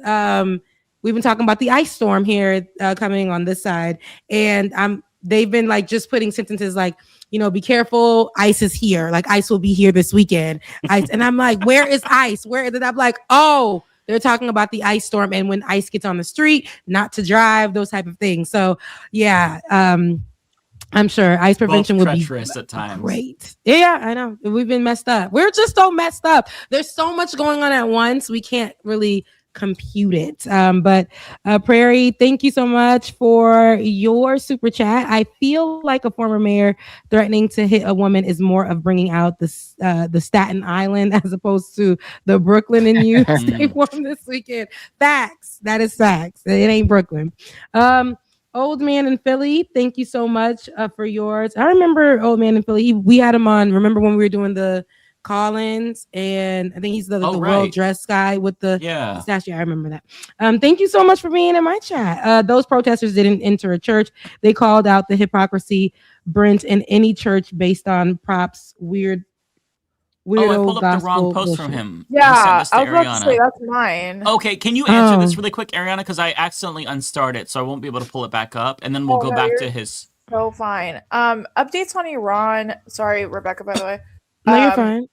Updates on Iran. I was able to connect with my family. Oh, nice. Yeah, but my cousin did get killed, so that was not. I did see the so sorry. No, it's okay. Jesus fucking Christ, I'm so sorry. I can't really talk about the details, but she wasn't the sad. Okay, whatever. She wasn't even in the apparently, I guess she had opened people running away from the protest will bang on people's doors to let them in. And I guess she had opened her door and they sniped her for trying to let people refuge in her house. Oh my God. Yeah, outside of that, and even that update was very taboo. Basically the person who gave the update just kind of went ghost because I think that person got scared. Everyone else I spoke to in my family, literally, they all just said the same thing. We're good. Don't worry about us. And I really think they only said that because they're so scared. So I don't really know what's happening. I did talk to one of my cousins and she was like, whatever you heard, it's true. It's probably worse. And I was like, okay, cool. So yeah, it's one of those situations where the protests have died down, but the dollar is still worth absolutely nothing. So I just don't know how sustainable the economy is as it is now. Because even if you want to convert the dollar, it's worth zero. It's worth nothing. It's just the economy is done. You know what I mean? So I just don't really know what it's going to look like. I know Trump has been sending over a lot of troops and a lot of flights and stuff, planes and stuff like that. China just sent over a bunch of planes to Iran. So I don't know if they're gearing up for war. I don't know what the fuck's about to happen. But yeah, that's the only update I have. I don't really know much else. Wow. So yeah. I'm sorry. No, it's okay. It is what it is. It's life. But yeah, that's pretty much the only update I have. Everyone's too scared to tell us anything, so I don't really know what's going on. Sorry, I know I was a buzzkill. No, I'm glad you give us the update. That's tragic. Yeah, of course. It's okay. It is what it is. Hopefully the regime will change and it won't be in vain, but we shall see. Okay, I pulled up Old Man Billy's Rebecca tweet here. Yeah. Or I'm sorry, super chat. Yeah. Talking about the church, saying that it wasn't the church. The protesters didn't enter a church. They called out the hypocrisy, Brent, in any church based on props, weirdo, gospel bullshit. Now, now that wasn't a church. I feel like that was those people who meet up, those evangelists who do meet up, and they are practicing and teaching because they don't separate their church and state. They will bring all of the rhetoric to the pulpit to be like, hey, meet up at 7 p.m. because we're gonna go and lay hands on immigrants. And when it ain't laying hands, it's rally them up. Because Jesus wants us to do the right thing for our president type stuff. That's what they, will dog whistle through their church. And they don't even have the dog whistle anymore. They're saying this stuff on, on their platforms Sunday morning after singing and praying. Make a note of all these churches, by the way, that's doing that, because as soon as there's a turnover in power, report them, because they should not have tax exempt status if they are engaging in politics like that. Absolutely. Oh yeah, because they get big money. A lot of them are, absolutely. Yep. Laney Lou 2784, thank you so much for your super chat. You should get Georgia Fort on the Leftist Mafia. I discovered her through Like It or Not is my show. Georgia Fort is a colleague of mine, an amazing person, and I would see into definitely getting her on. She's been on a lot of different shows recently because, like I told you, she's one of the major journalists out there, independent journalists who have been covering what's going on. So I'll definitely talk to her about getting her on if she has any free time. That'd be hard to do though, because I know she's busy. She's super busy. I was texting with her earlier, but yeah. So Jacqueline, oh, thank you so much, Lainey Lou. Jacqueline, I don't know, girl. I don't know. It's one of those that I don't want to make like first name. Okay, Jacqueline, thank you so much for your super chat. Everyone can read The Shock Doctrine by Naomi Klein if you want to know exactly what is going on with this administration. I'll add that to my reading. I'm reading some books this month, so definitely add that to good book. And her husband is running to become the new leader of the leftist party in Canada, so that's pretty cool too. Wow. Okay, definitely. I'll check that out for sure. Thank you so much, Jacqueline. Omega Star, thank you so much for being a member for 3 months too. Keeping the fight alive. Thank you. Omega, again, thank you so much for your super chat. You went in my chat today. Thank you so much. Omega, abolish ICE. Absolutely. Tigwick plays games. Thank you for your super chat. I'm Canadian. Here go your folks. Lance. I'm Canadian, and I get folks jokingly asking if they can come stay with me. But we've got the same problems with our government in Canada. Now Trump's threatening to invade us too. I'm no soldier. I'm a humble poutine eating syrup sucker. Sigh. Tigwick, thank you so much for your super chat. And it's true, Donald Trump is trying to infiltrate all the countries in all the states. But I like the way what was it? Do they call y'all as a president or prime minister? I'm not sure what y'all got going on. Yeah, I like the way the first time last year they were like, yeah, you try it. Then y'all gonna be looking crazy with no lights. Like try it over here. We're gonna pull everything from y'all behind. So that was, yeah, I like the spunk y'all got out there. But yeah, Donald Trump is definitely trying to infiltrate everywhere, every country, all of the anywhere outside of the country. He just wants to, whatever he feels like doing, he thinks he can do. And some countries are really not to be played with. And I think Canada is one of them. Omega Star, thank you so much for gifting folks with memberships. 10 people. So thank you so much for that. I appreciate you. And I promise I'm gonna do something in there. Invalid, thank you so much for your super chat once again for the target. Thank you. And that is it. All right, y'all. I love you guys. Mean it. I'm taking my behind to bed.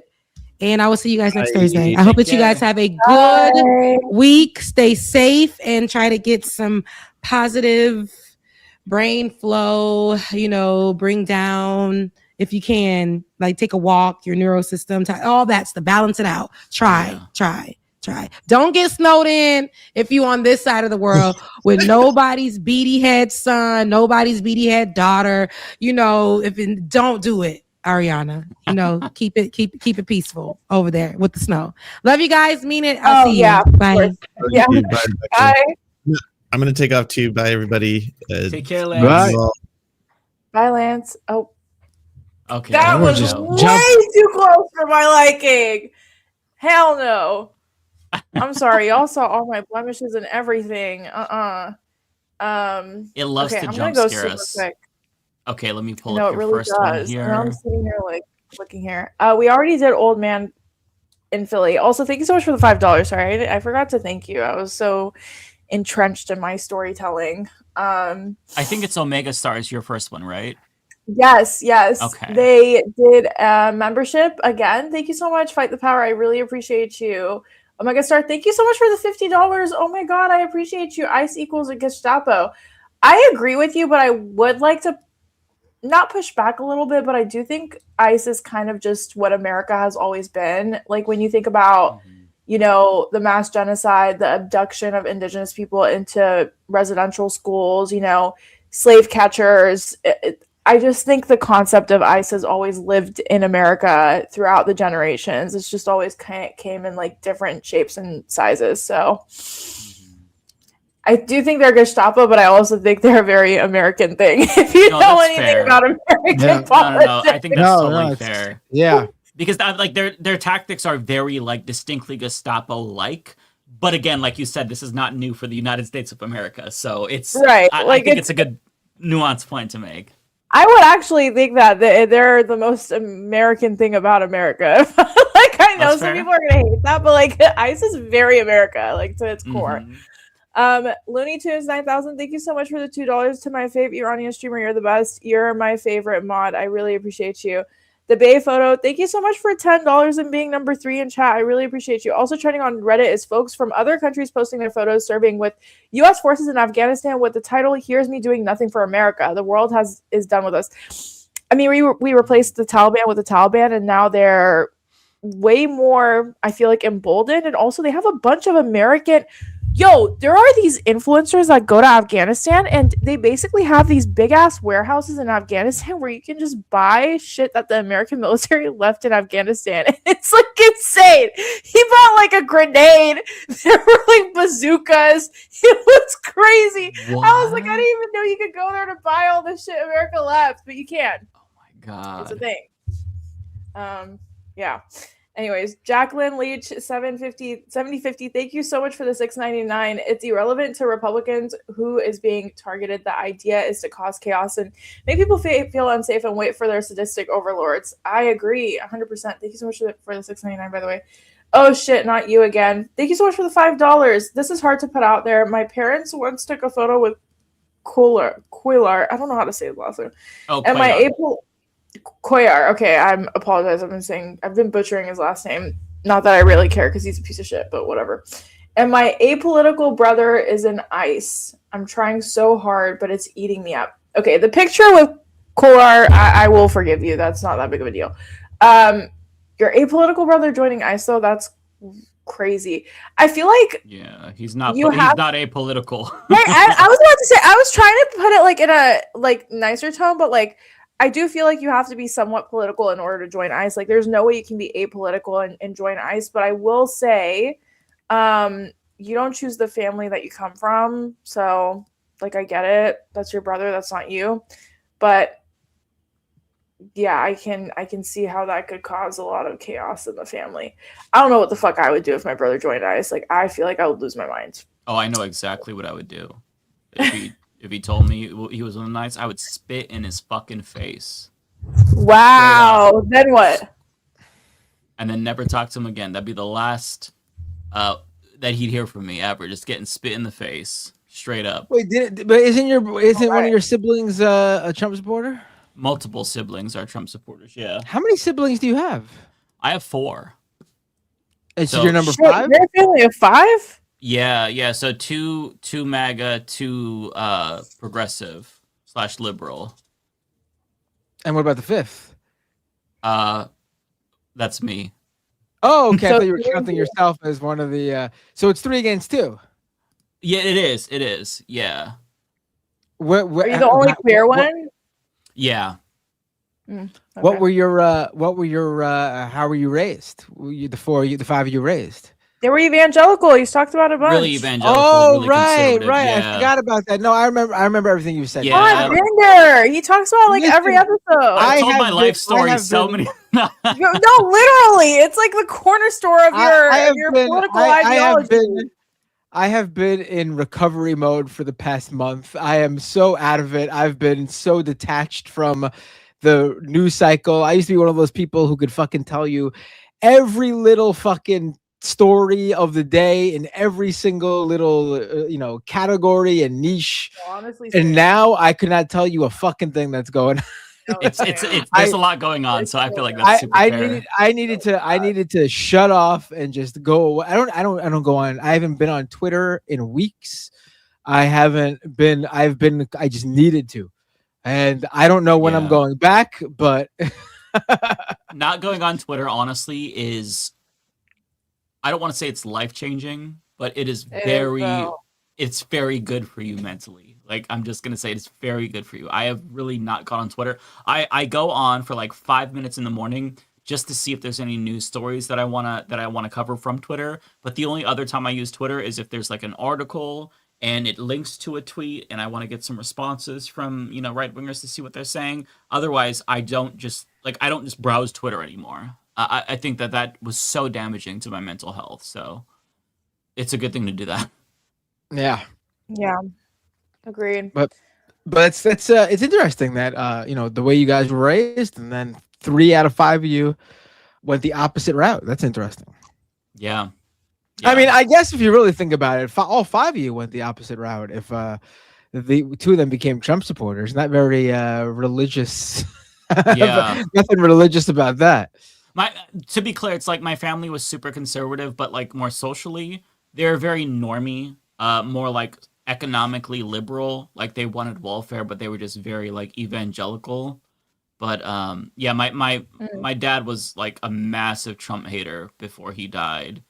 He hated Trump. Interesting. Oh, he hated Donald Trump. Yeah, and it was in his first term, like because he didn't like what he was doing to immigrants. Because my dad is he's a white dude, but he gets perceived to be Hispanic because he has a darker complexion. He's a Portuguese man, and so he dealt with a lot of like anti-Hispanic racism. People would say like Hispanic slurs towards him. So he was always like very socially progressive because of that lived experience. So like when he saw the way that Trump was treating immigrants, he was like apoplectic, just like completely pissed off, like raging. So how do your 2 MAGA siblings square to that?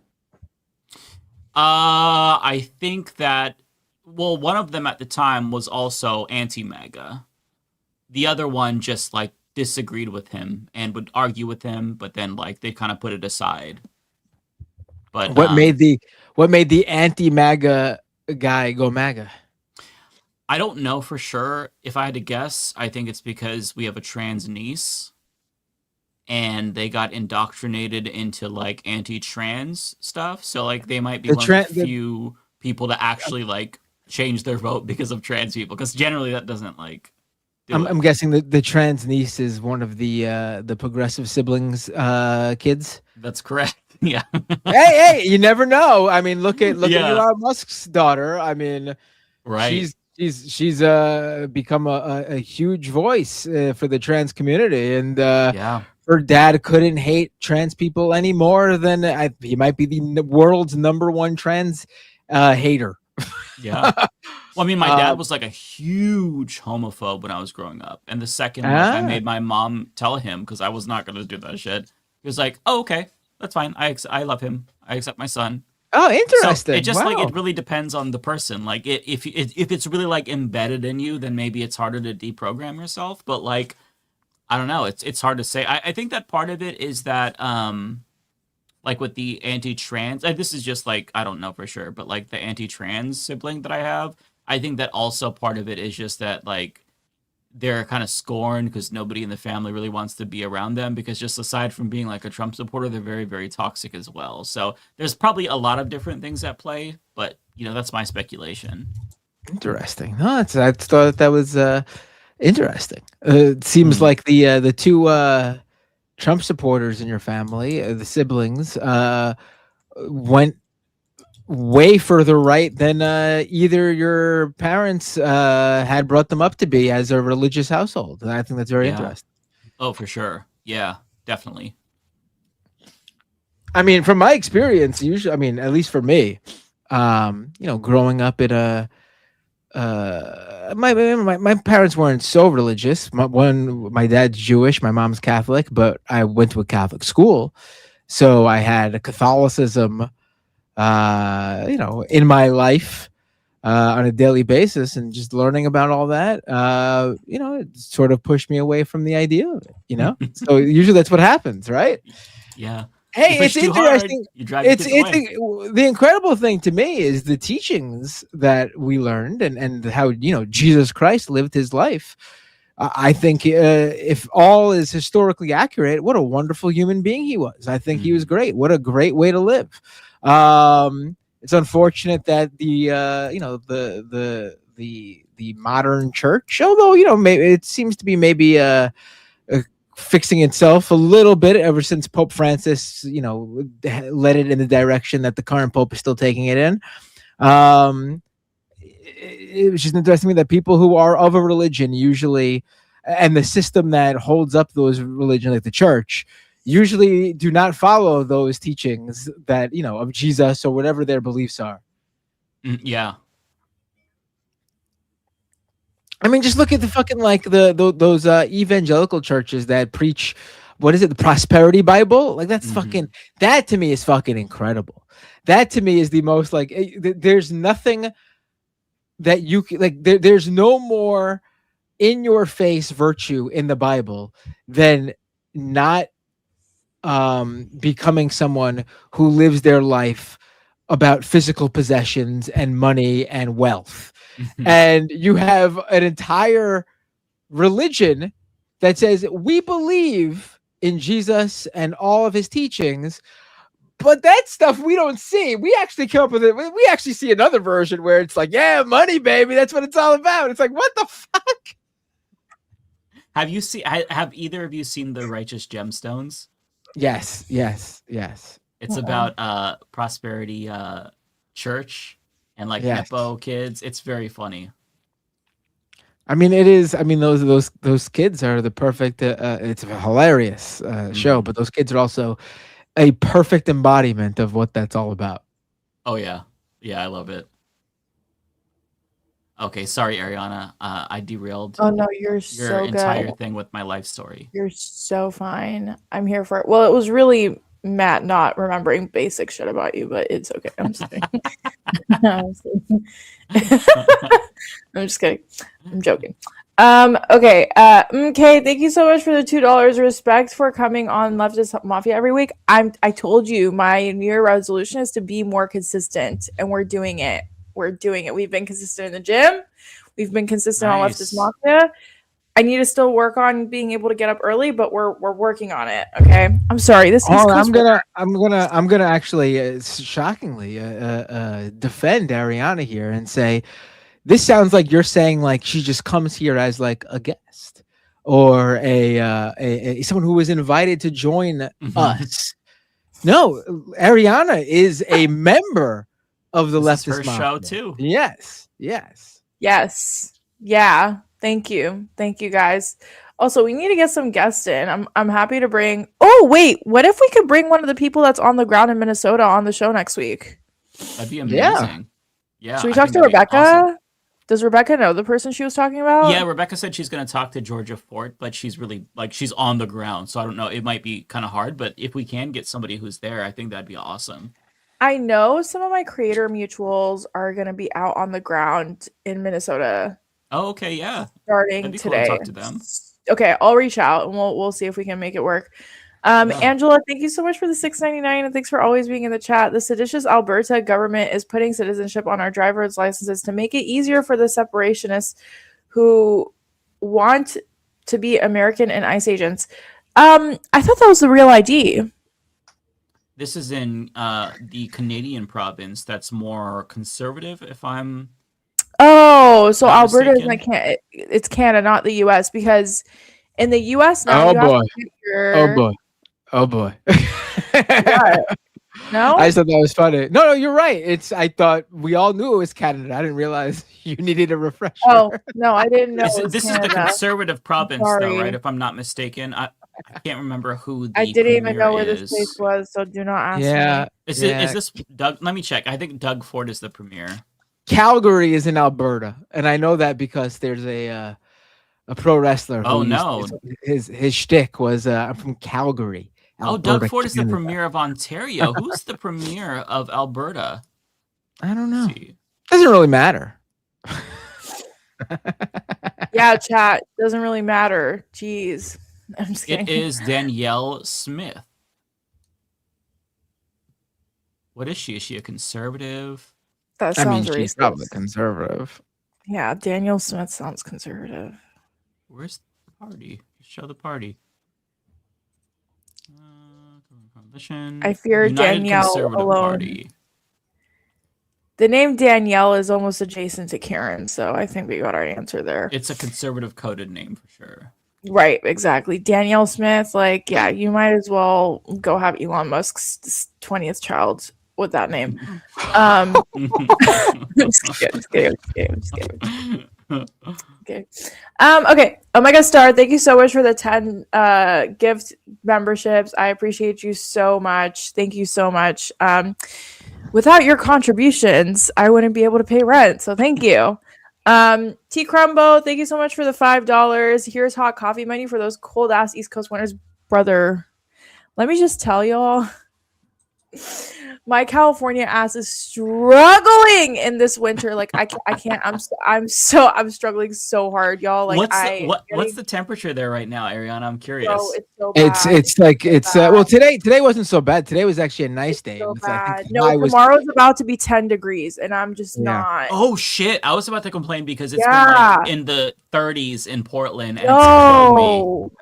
We're about to have a full week of a full week of below zero temperatures. Yeah. Oh my in New York City. Dude, I was talking to my friends, and my friends were like, "Yeah, it's never been this bad," and I'm like, "Oh, so I just so happen to be here the first time when it's this fucking bad." No, I'm sorry, y'all. It's usually not. It's usually not. This is not the way the weather usually is, but yeah, how it is now. I've been oh my god, like I've been struggling. Like I'm not even joking, y'all. I smoke so much weed just to go to sleep because I can't. Like my whole everything is out of balance completely. Ariana, do you have thermals that you can wear under your clothing? I do. It does nothing. Really? I am a Middle Eastern girl from California. Not only do my ancestors not like this weather, but I have also not been attuned to this weather my whole entire life either. It doesn't do shit. Oh, that sounds painful. I'm sitting here talking. I'm thinking like it's the end of the world when it's like it was 34 the other day, and I'm like, I'm gonna die. I can't take this. No, this shit is horrible. And then that cold wind hits you, and it's like, oh yeah, takes your breath away. Yeah, it's actually not so bad if it's not windy. Like the other day, there was no wind. There was no wind, and it was like 12 degrees, but it was fine with the sun out. It was fine.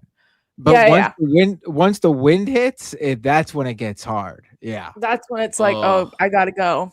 Go. Out to Portland tomorrow. I'll box Miles. Listen for you if I see him. What are you referring to, Tony? I'll box, I think, Mike's ear for you because they're going to be in Portland. Oh! Maybe? Right? I think so. I don't want to like insert myself, but Portland and Mile, I'm not sure. I thought they meant flight miles, but... Oh, okay. Could be. Some people spot me out in the wild. I don't really like go many places, but... The most important part, Tony, is that you gave me $5 of your hard-earned money, and that's all that is all that matters. Even though we're confused by your messages. Oh my god! Also, the black ice, bro. Oh my god, the amount of times I almost slipped and ate shit is so bad because all my shoes are Nike Air Forces. Because again, I'm a California girl. No. So yeah, it's been it's been rough. I feel for you. I don't think I would be able to do that. Like I just couldn't.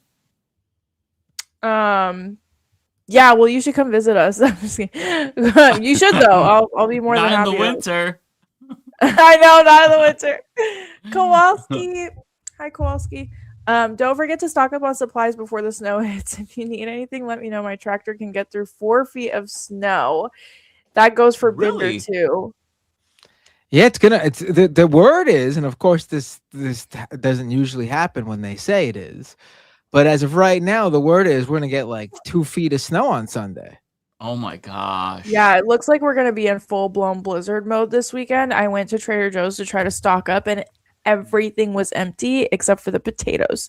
They had like 1,000 potatoes, and everything else was gone. And I was like, what the fuck am I going to do? Eat potato soup all weekend? So I just came home. So I was like, I go to a different place to get stuff, like some bread and like... Or well, the only other place is Target. And I don't want one of my fucking followers to see me at Target and cancel me. So I'd rather just starve to death. I'm just kidding. What? You could go to Target. All I need is for one of my followers to see me and just take a picture and be like, this bitch called for boycotts and she's in Target. What the fuck am I gonna say? I would be like, just you know what, deny you're right. that you're Ariana Jasmine. Be like, who? I don't know who that is. What do you think, that all Middle Eastern people look the same? You could pull that. That's my half sister plotting on me. That's not me. Like, how far is that? I'm her identical twin. Oh, No, I see. You think all Persian people look the same. Exactly. Racist. Right. That's what you gotta. No, you know what I'm gonna do? I'm gonna put on my sunglasses. I'm gonna put on my COVID mask, and I'm gonna put on a big heaping sweater with the hood over it. So no one will. Even if you snap a picture, I'll just say you're racist, and you just thought a brown girl was me. Is there like not like a 7-Eleven that sells like some bread and stuff? Like just any corner store or anything? There is, but it's so overpriced at the corner stores, and I'm sure Matt will vouch for this. The corner stores just like price gouge like crazy, and I'm so here for it. I support corner stores whenever I can, but to go grocery shopping is crazy. You're gonna end up spending you don't like go $100. You don't go grocery Oh, shit. shopping at a corner store or bodega. That's just for like if you need a sandwich for lunch or or breakfast sandwich or something. You don't. The groceries there are not. And sometimes I'll be honest, you don't know how long that particular grocery item has been sitting on that. Because that's not really what people. That's not really what people go there for. Mm-hmm. Yeah, go there for some fresh, hot food or cold cuts or some sandwich like that. Yeah. Yeah. Yeah. Man, that sucks because you got to hunker down. So you need food.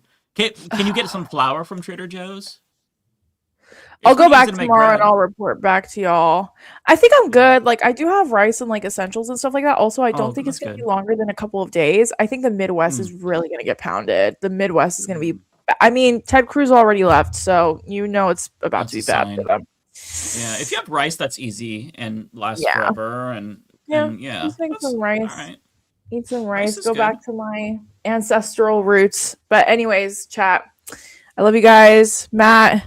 Thank you so much for having me, Mike. Thank you so much for coming. It's great to have you join us. Us being the Leftist Mafia guest, Ariana. I'm joking. It's great to have a fellow leftist. It's great to have a fellow Leftist Mafia member join us on this show. We had the full house today. I love it. It's really nice whenever the stars align and we're all able to make it. That's awesome. And when I get enough super chats, I'll fuck off to Florida for a couple of days and be a degenerate in the sun because all I want is just the sun. Like I mean, it's not that far away. I mean, we're approaching the end of January, and then you pretty much just got to get through February and 2 or 3 weeks of March before the weather starts really turning around. I mean, it's not that. Oh my god, that's so far. It's not that far away. Now, and then February and then March, and it's kind of in April. It gets a little better. Like, no. This is how I look at it. Here in the U.S., Major League Soccer season starts in about a month. Soccer in the U.S. does not play during the winter, so when they start, that's when you know spring is here. So we're close. There we go. Okay. I will keep an eye out. All right, guys. I love you so much, but I gotta go. I'm tired as fuck. Yeah, I hear you. I'm tired too, and I gotta stay. Goodbye, Ariana. Okay, go kill it. Bye. Peace. All right. Now Mike has left me. All right, let me pull up my super chats here. I did that thing again where I talked too much in like the first 30, 40 minutes of the show, and then I wore myself out and was mostly just like the audience for the second half of the show. But it's all right. That's when everyone else joined. So it was a good time for me to just sink into the back for a little bit. All right. Let's go with all right, Tokyo Hans. Oh my god, I'm yawning. I'm so tired. Tokyo Hans. Tokyo Hans with the. Could you take it over from here in the thing? Tokyo Hans with the 5 gifted memberships. Thank you so much, Tokyo Hans. And then Tokyo Hans follows it up with a super chat. I now regret stealing the 2020 election. Oh, that was when I was talking about how it would have been better if Donald Trump just won his second term concurrently after his first. That's pretty funny. How dare you, Tokyo Hans? Now you admit it. Yeah. See the Jennifer member for 29 months super chat. I fully expect to hear Anna get mad at the people roasting her apology, signed a non-birthing person. I mean, listen, I don't really care. I just think it's funny. It's funny. Because this isn't. I am one who will show grace to Trump supporters who discover the error of their ways, but those are normie people who don't live and breathe politics, or even people who, maybe the 2024 election was their introduction to politics because they were young and they're stupid. We do stupid things in our 20s. In teens, I get it. Even, we do stupid things in our 30s, 40s, 50s, and 60s. But those people come from a background where they have no knowledge. Someone like Anna knew there was no excuse. Like, how do you, Right. she didn't know how bad Trump was? Give me a break. Like, she made a play. I'm sorry. There's no either she made a career calculation that did not go her way, or she really is suddenly after years of being pretty intelligent, got hit in the head or had a stroke and became a fucking moron. So she did a John Fetterman situation happened to her. I mean, if she can explain either one of those situations, I'll be here to hear it, because there's no other excuse. Yeah, I honestly think that you're spot on. I mean, we know what happened to John Fetterman. I don't think his situation is a situation where for years and years he positioned himself as a progressive, coming up the ranks of mayor of Braddock or wherever it was, Pennsylvania, and he would show up to all the progressive events and became well known in the progressive community as an upcoming like a political star or whatever. And then suddenly, after winning a Senate seat, he decides to become a right winger. That isn't the more believable scenario. What I think actually happened is the guy had his fucking medical episode. He had his stroke, and it literally changed the makeup of his brain, and he became a conservative. Yeah, Jack in the chat said that Anna taught journalism and media literacy. So I think that what you're saying is the most likely situation. Yeah. Drew Parker 4931 with a super chat. Kyle Kulinski. I'm sorry, it just jumped. Let me try to find that. Oh, no problem. Drew Parker. Yep. Let's see. Here we go. Kyle Kulinski looks like Scott Steiner now. Yeah, he was repping a Scott Steiner like look with the dyed blonde hair and the sunglasses. The only thing he's got to do next is wear one of those like steel chained like hoodies that Scott Steiner will wear, and then he'd have to cut one of those math promos. Because everybody knows, Michael Knowles, that when you and me go in the ring, I have a 66 1/3 chance of beating you. But if you throw Pierce Morgan into the ring too, then that opportunity for me to win goes up to 99 3/4. I mean, he's got to cut one of those promos, right? If you don't know, look up the Scott Steiner math promo. It is a wrestling, a legendary wrestling promo because it is so fucking hilarious and out there. I assumed that this was a wrestler, but that's funny. Yes. Someone said meth promo. No, math promo. MATH. I got like my nose all of a sudden is dripping. I'm sorry. I've been dealing with Cosmere Dragon. I believe that's who. I can't read their entire username. It goes off the screen. Yep. With a $10 super chat. Shout out to Prairie Fire Neb Kowalski has really entertaining and educational videos about farming and related socioeconomics. Now that he's an official YouTuber, bring him on as a full episode guest. That's a good idea. Yeah, he should come on as a guest. Kowalski's great. That'd be I've really always been a fun, fan of yeah. Kowalski.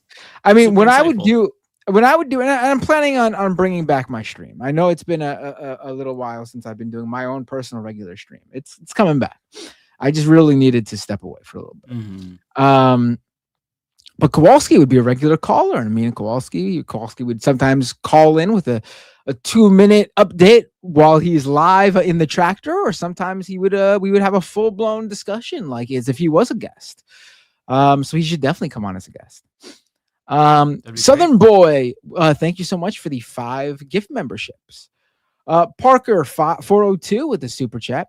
Did you happen to catch the big controversy in the ending of the final game of the Africa Cup of Nations between Senegal and Morocco this past weekend? Very wild. I heard about it. What happened? I didn't. I should have looked into it. What happened? Oh boy, I have to 16 stoppage. What? Okay, I have to look into this. All right, thank you for putting it back on my radar, though. Looney Tunes 9000 with a super chat. I swear to God, if Trump goes on Alex Jones's show, I will completely puke. He's been on the show. I don't know I don't think he's been on it since like the first term of his presidency, but he's been on Alex Jones's show. Tokyo Hans with a super chat. ICE agents can only read at a first grade level. That's why they have to write ICE in capital letters. Old Man in Philly with a super chat. With all the non-violence being annihilated by annihilated? I don't know. By ICE and the feds, at what point do we come to terms with the need to fight fire with fire? Well, I never like saying that because I'm not the person out there putting my life on the line. So yeah. I don't want to be the person being like, it's time you stock up and go out there. No. To the people who do go out on the front lines there, I all respect you and just stay safe. Whatever you choose, whatever form of direct action you choose to partake in, you have my full respect, and just be careful. I don't want to see anyone else die, quite frankly. Because it's worth like really emphasizing we're dealing with very dangerous people. So I'm not going to encourage you to go like fight them. Like you could get yourself killed, literally. So, I think that what people are doing now is very effective with the whistles and following them to make sure that they're not, abusing people in the dark. At least they're filming them, documenting everything. I think that that's really effective in terms of like, getting violent. I think that that is something that is going to lead to a lot more deaths that would be horrifying. And I think that something like that, I hope it's not going to be inevitable, but, we could look at a situation where violence does start to devolve in the streets. So, and I think if that were to happen, it would be initiated by ICE because they're the ones who always initiate the violence. Just don't get yourself injured or killed because they are very, very, very violent, dangerous Nazis. I will say strength in numbers and a camera are great weapons. I mean, those are, that's, that it works. I mean, we've already seen plenty of video of a group of people getting together and just chanting ICE out of a restaurant or a store to the point where ICE feels like they can't carry out what they're there to do because there's too many people there yelling at them. I think that's a great way to stop them without having to put your body, your life in danger. Don't give them any excuse to open fire. They already clearly view a vehicle trying to drive away from them as a weapon. So don't even give them that. Use your bodies, unarmed bodies, with no more than your numbers and the cameras to film and record everything.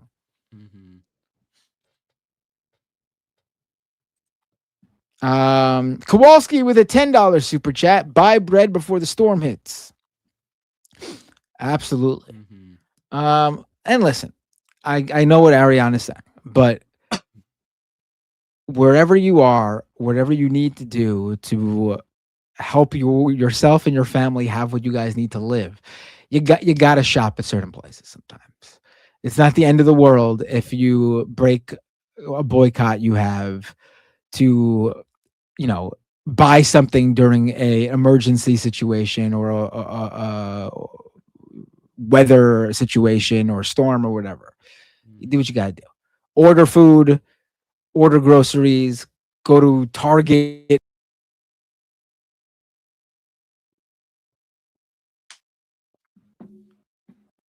Just survive, basically. The best that you can, but make sure you survive. Yeah. D Leopard I don't even know how to say this. Do you see this? D Leopard is Wonder Hours Musings 9053. ICE using a 5-year-old to bait a family is straight out of 1890s USA BIA at Native folks. This government has always loved trafficking and displacement. Yeah.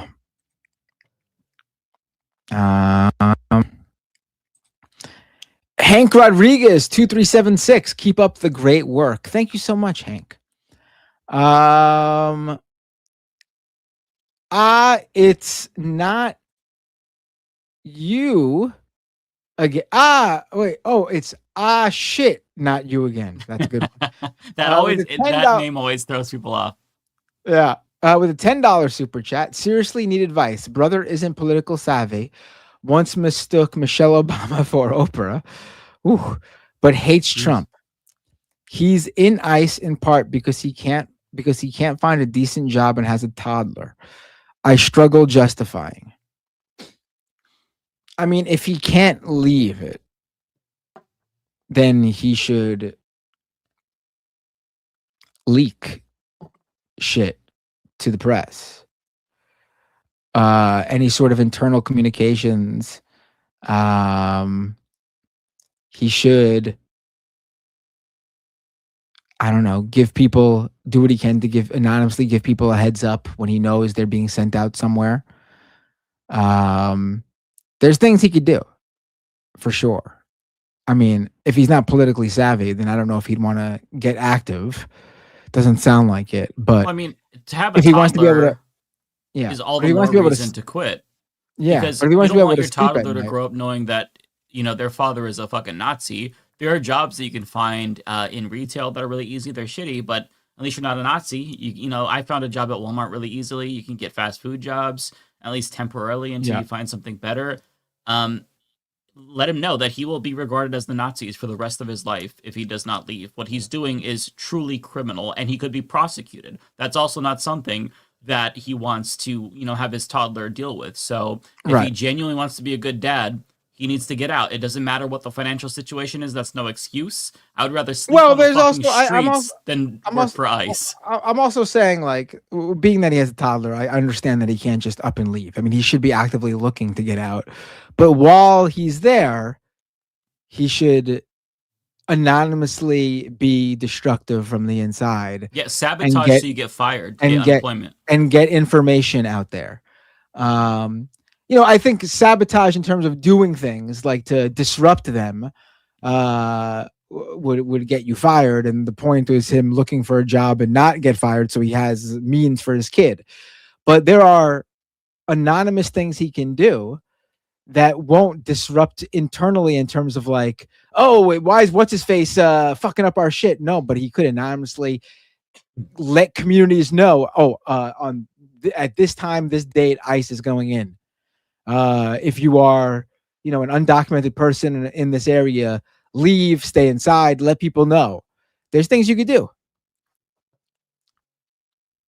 Yeah, but I mean, really, in my opinion, there's no justifying it. If you have a kid, that is not a justification to destroy families and terrorize people. No, I agree. But if this is him like a year from now still there because he can't find a job, then he's not looking hard enough. Right. But like in the weeks and month or two ahead while he's looking, I think it's understandable that he just doesn't up and quit, but he's got to do something to square that peg of morally staying there to do something good by letting people know so they don't get, caught up by ICE. Yeah. And like, I can't tell you what to do, but if that were me, I would make sure that we're clear that like we can't have a relationship if you're going to be part of this organization that's going to historically go down as a Nazi. I'm assuming he joined ICE. I'm assuming he joined ICE before Trump. Now, listen, ICE has never been good or at all.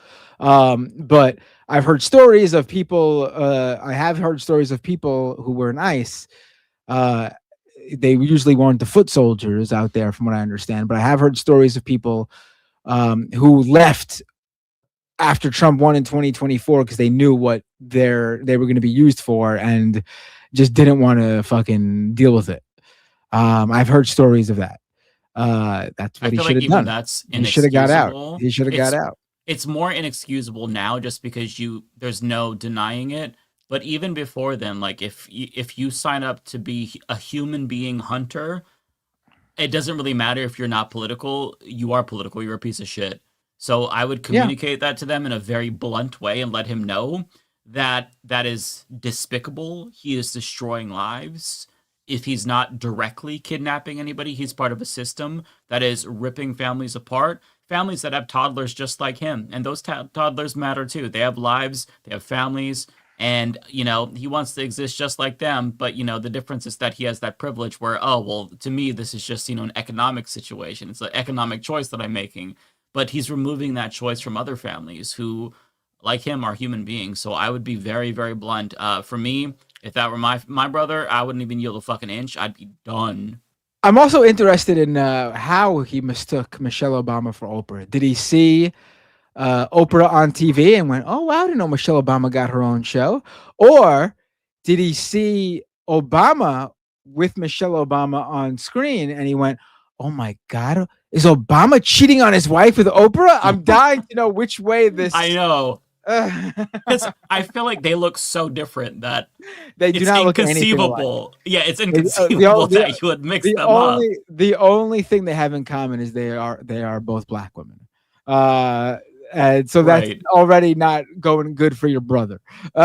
Yeah, I think that your brother, like, just based on that, your brother has issues with people who don't they don't have the same complexion as him, it seems. They don't sound the same. They have very different personalities, body types, looks completely. They do not look anything alike. Even there's no even like facial similarities. They could not look more different other than the fact that they are both black women. Yeah. I'm sorry that you're in that position. Shit, not you again, because like, I can relate. Dealing with this kind of family issues is tough. I have Nazis in my family, and it is a very, very unfortunate situation. But yeah, I'm sorry that you have to deal with this. Your brother, I'm sorry to say, just sounds like a really bad person based on this. And I hope that there's a way that, like, you're able to get him to go in a better direction so you can remain in his life, so you can be a better influence on the toddler, because, you don't want that kind of an influence on your nephew who's being raised by a Nazi. Unfortunately, he's effectively, not effectively, he's literally a Nazi. He's part of the Nazi organization. So I feel bad for your nephew that he's in that situation, and I also feel bad for you because that sucks. Let's go to the next super chat. Satya Shravan 01 with a $20 super chat. My loud colleague is a 3-time Trump voter, hat and all. He celebrates ICE deporting. He has just been diagnosed with cancer and will lose his vocal cords. As hard as I try, I can't feel sorry for him. I am a brown guy on a visa. Yeah, I mean, buy some champagne, brother. Yeah, I mean, it's hard to feel empathy for people who show no empathy for others themselves. I totally understand that. With that said, I don't even think you gotta even. It doesn't sound like you're going to, but I don't think you even need to say or do anything. The guy is dealing with it, and that's that. The best way you can live your life is just to ignore terrible people like that and don't even dwell on them.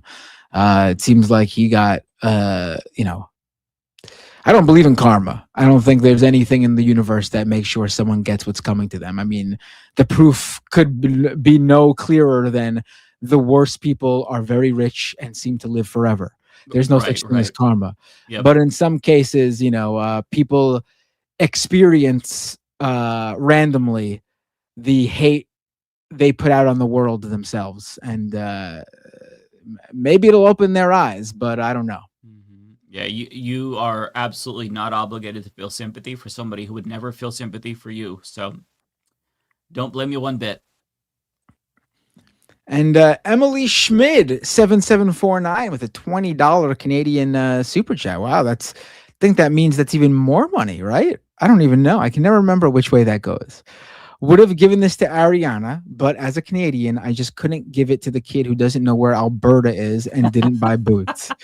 JK, love the kid, but she needs to get tough to live in the East. Love you, Binder and Mike. I'll be honest, I was never a big cold weather person, but weird. As I've gotten older, I felt like the cold weather doesn't feel as cold as it used to when I was younger. But at the same time, I hate the cold weather more now than when I was younger.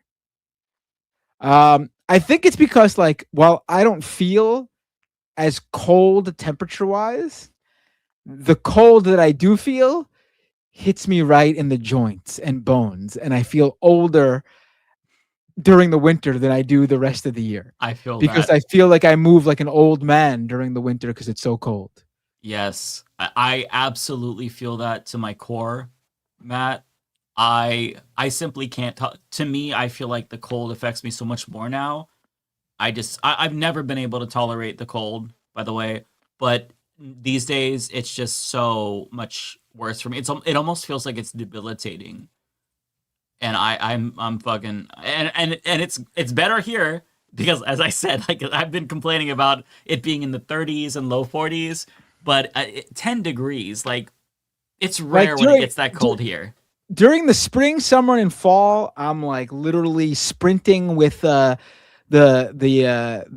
kids that I coach soccer. I'm like running laps. I'm playing soccer myself in an adult league. I'm going nonstop, full blown, like, hour long games, playing the full hour, completely fine. And then if you see me outside during the winter, I'm like walking with a limp. I'm like, it's like, who is this guy? It's not the same person. It's so bad, man. The cold is just, now I understand why older people who can afford it, like, they try to vacation in like warmer areas.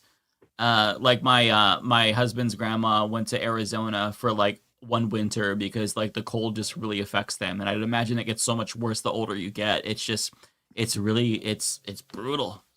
Yeah, I do get why older people move to hot places now, and honestly, yeah, if I could find somewhere like New York in a hot place, I would move there. But unfortunately, I don't know if I could. I don't know if I could do it anywhere else. It's hard to move, especially like across country. Hold on, someone in the chat. This isn't a super chat, but it caught my attention. Jack Up Mode with a super chat. You're with a regular chat.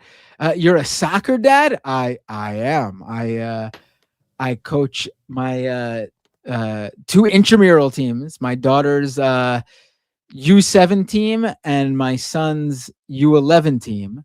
And then aside from that, both my daughter and son are on travel teams, which I don't coach, but I drive them to their practices too every week, and that's hardcore. They each do 2 practices a week during the winter and 3 practices a week during the fall and spring. So I mean, it's a lot. So yes, I am a soccer dad,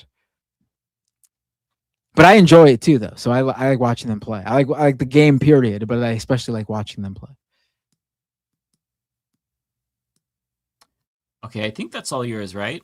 Yep, I'm good. I believe. Yep. All right. Oh, I guess really quick on Twitch. Let me knock these out of the way on Twitch. Yeah. There's only like a few. Open Presents gave out 25 community gift subs on Twitch. Oh my God. How did I not? It was like 3 hours ago. Open Presents, if you're still here, thank you so much. That's the most community gift subs anyone's ever given out, I believe. Jeez, thank you so much. That was it. But that was it. That's huge. It's a huge amount. Thank you so much. Amazing. Okay, I'm assuming that some of these are going to be for David. I'm just going to go through them all to make sure they all get read. So thank you to Eco Socialist, who is a new member. Thank you to Steam Power TV, member for 31 months. And thank you to I Get Carried Away, member for nearly a year. And then thank you to Pendulous, member for 27 months. Awesome. Okay, Mr. Nobody says, I think Garland should be investigated for dragging his feet on prosecuting Trump. It's very fishy to me. Honestly, yeah, fuck him. I'm for that. Definitely. Tim L. Sim, thank you for the 20. Very generous super chat. If Trump goes ahead with invading Greenland, my biggest fear is that it leads to the doomsday clock striking midnight and the unstoppable road to World War III, nuclear holocaust, and the end of all life on Earth as we know it. Thoughts? Okay, don't catastrophize that far. I don't think that it would lead to World War III. That being said, I do think that the consequences would be absolutely severe. I think that it would really lead to European leadership, like, laying down the law, potentially getting off the dollar as the world reserve currency, which would trigger an economic depression. I don't think it's going to lead to the end of the world, nuclear holocaust, but Americans in particular will feel pain if that happens, because if he does that, it's not going to happen like with impunity. Like, there will be hell to pay. Okay, says Progressive Voice is back. Would you have him on? Of course I would have him on. I tried to get him on last time he was back in 2024, and I couldn't get him on, but I will try again, because it'd be cool to have Sahil on. And glad to have him back, by the way, too. Checkmate says, we are an unstable global hegemon that needs to be humbled badly. Totally agree. Tim L. Sim with another 20. Thank you so much, Tim. Makes you wonder if the second revolution in America is both inevitable and what saves the world while China is handed the reins of the free world, assuming general strikes and other major direct actions fall. Well, listen, there's a lot of ways that the empire could fall apart. Could be revolution, could be just overall the balkanization of the United States, where each state becomes its own state. Could just be we slowly but surely, wither away until we're a shell of our former self, and, the federal government still exists, but it loses power. There's a ton of different things that could happen, but it's hard to say what will happen. But I think that, you're right to think that China being the world hegemon is probably inevitable. Bayphoto says, the guy is a physical therapist. Don't buy into the cope. Evil lives forever. Yeah, in regards to the doctor who said that about Trump dying in 2 to 4 months. Yeah, I agree. And on that note, the 2 to 4 months doctor is making the predictions for Polymarket, to be honest. Is he really? Okay.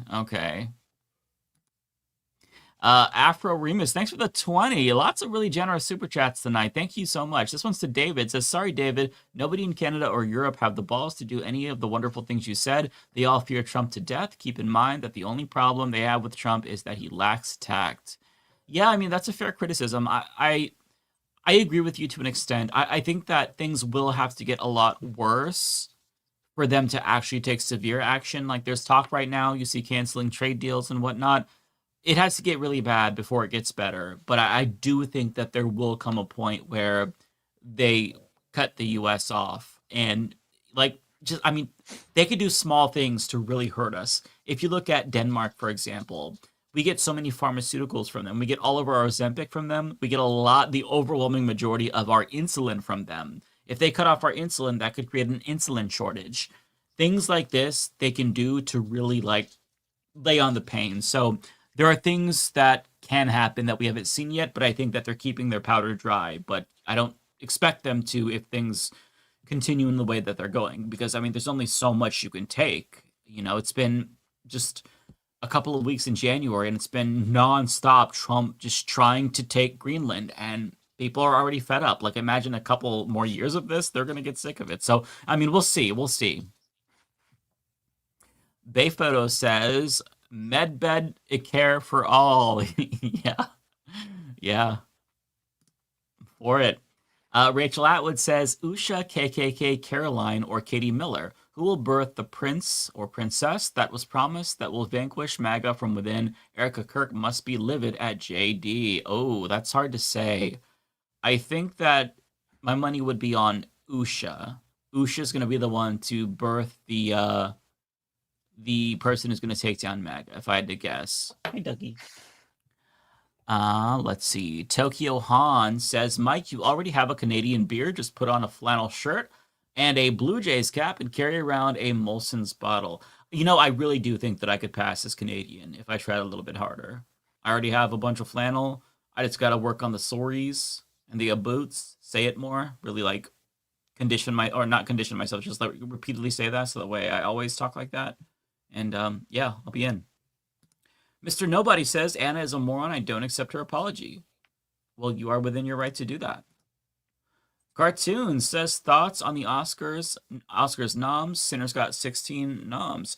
Well, this is the first I'm hearing about it. I'm glad that Sinners is getting some recognition, but in terms of the other nominations, I actually don't know about the other nominations. I don't really follow the Oscars, but I'm glad to see Sinners get some love. Mr. Nobody says, do you think Jill Stein is a Russian asset?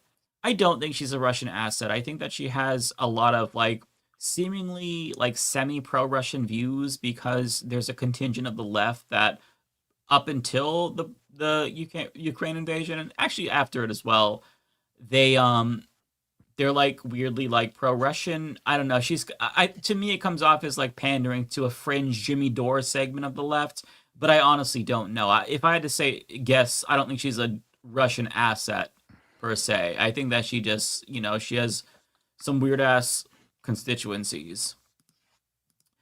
Southern Boy, thank you for the 5 Humanist Report memberships. Also, you gave 5 to Matt, so thank you so much. Very, very generous. Mr. Nobody says we need to make sure Gavin isn't the nominee. Absolutely. Shit, not you again says, I've never been afraid of having a transgender person in the same bathroom. My biggest fear is running out of toilet paper and having to use my socks. Yeah, thank you. Thank you. It makes no sense. Like, I don't know why people think about things like this. It's because they either buy into the propaganda or they are transphobic themselves. Period. Cartoon says, thoughts on Kyle's debate with Michael Knowles. We actually did watch that. I'm sure you sent that super chat before, but yeah, I loved it. Unknown says you should have no justice on TLM. I haven't heard of them, but I will try to remember to look into them. Always looking for more creators to bring on. Mrouse says, and thank you for the 10, by the way. There was a forum yesterday for the Democrats in Wisconsin's governor's race. Oh boy, most of them are corporate goons, but Hung and Crowley did good. Good to see sewer socialism rise up in Wisconsin again. Hey, that's encouraging. If there's some sewer socialists, then I think that'd be encouraging to see them rise through the ranks. My only worry is that if there's 2 of them, then they could split the votes. So I hope that if one of them starts to rise, the other will drop out and back them. I don't know anything about them, but like leftists do need to get a little bit more strategically savvy and even Machiavellian if we really do want to take power, because we can't just we can't go about things the way we've been going about it. We need to get serious and actually get power. Pons says, Kyle said he acted and dressed as ridiculous as the show is. By the way, Fuentes' Sausage Fest crew wasn't even recognized at the clubs in Miami. All hype. Most people don't know who any of these fucking streaming losers are. And honestly, I'm talking about us too. I mean, no one knows who we are. Even the more well-known people. Most people have no idea who Kyle Kulinski is, or Sam Cedar, even or even Cenk Uygur. Like, it's just the biggest political streamer is still in a very niche world. Where that's true. the majority of the public have no fucking clue who we are or who they are. Even Hassan, he's gonna get recognized a lot more frequently than everybody else, but I think for the most part, he could still live a pretty normal life and go to the store without getting recognized. So yeah, and I will say, I saw some clips from that. It is so funny to see how gay and awkward Nick Fuentes is. Like, he was, I don't know, I think they played the Kanye West Hitler song, and he's trying to dance. He's just so out of his element. And then one of the other guys, I don't remember his name, was like, I could bring some girls over, and he's like, oh, please don't. It's just hilarious to me. Like, these guys are such losers, such posers, and I'm glad that they weren't recognized, because that would have boosted their egos. Although somebody who did recognize Sneeko, who was also part of that crew, is Crackhead Barney. She posted a video of it, and Sneeko literally ran away from her. It's on her YouTube channel. You could find it. Very, very funny shit. Crackhead Barney never fucking misses. Rolando says, Mike, your favorite former Senator Sinema is being sued for having an affair with her former bodyguard in NC. Just another example of her lack of morality. Really, she's being sued for having an affair. That's crazy. I did Not hear about this. surprising, but and I part have of heard this. the lawsuit talks about how she had the security guard who allegedly had the security guard who she was having an affair with. She would have him bring drugs to her and stuff like that. Allegedly. Oh, okay. That's what the lawsuit says. Yeah. Lock her up. Gotta be careful. Never know. Mm-hmm. Ben Riley says you guys should do a crossover with Live and Learn featuring Pisco, I'm Really Important, The Soy Pill, and Hutch. I've heard of Pisco. I haven't heard of the other two. I absolutely cannot stand Hutch. I would not want to do anything with him. I can't stand that fucking smug prick. So I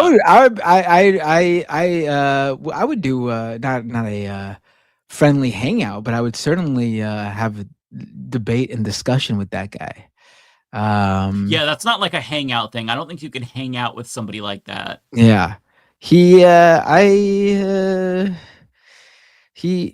a lot of time I've seen his stuff. I think he's a great example of even though he might not be a right winger, he's a great example of the cliche gaming streamer who saw an opening talking about news and politics, but simply put, does not know what they're talking about. Yeah, exactly. Yes. Yeah, 100%. Yeah, but the other two, I'm sure they're fine. Based on the name, Live and Learn, I'm assuming that they're more like liberal, but I've seen Pisco. Pisco seems much more reasonable. I like Pisco, what I've seen. I'm sure we have some disagreements, but that's fine. As long as you don't like hate the person, then there's potential there. Tropical Ding Dong says, "Let's be real. Leftist Mafia is already a polycule." Thank you, Tropical Ding Dong. Exile Two Feathers says, "Don't bring out the drunk Irish in me." That's probably worse than the Brooklyn. It's more intense. Old Man in Philly says, "Bring out the Portland end." Isn't that at just an iced chai latte with the dash of nutmeg? Just kidding. Love the show. Thanks. That's possible. You know, I do love some chai lattes. I went through a chai latte phase. I'm over it, but I used to fuck with those. I got to be honest. When you said when you first mentioned don't make me bring the Portland out, I immediately envisioned like you just your face slightly transforming because you're already wearing the glasses into Fred Armisen. Like you just be Fred Armisen.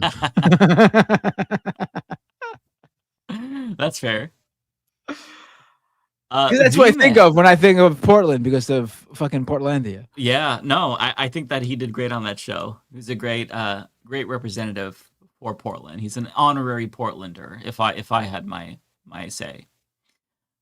V-Man says, "At least this upcoming snowstorm will put ICE out of action for a bit since we already know their weakness is ice." That's true. They are slipping all the time on ice. I've seen those videos. I love them.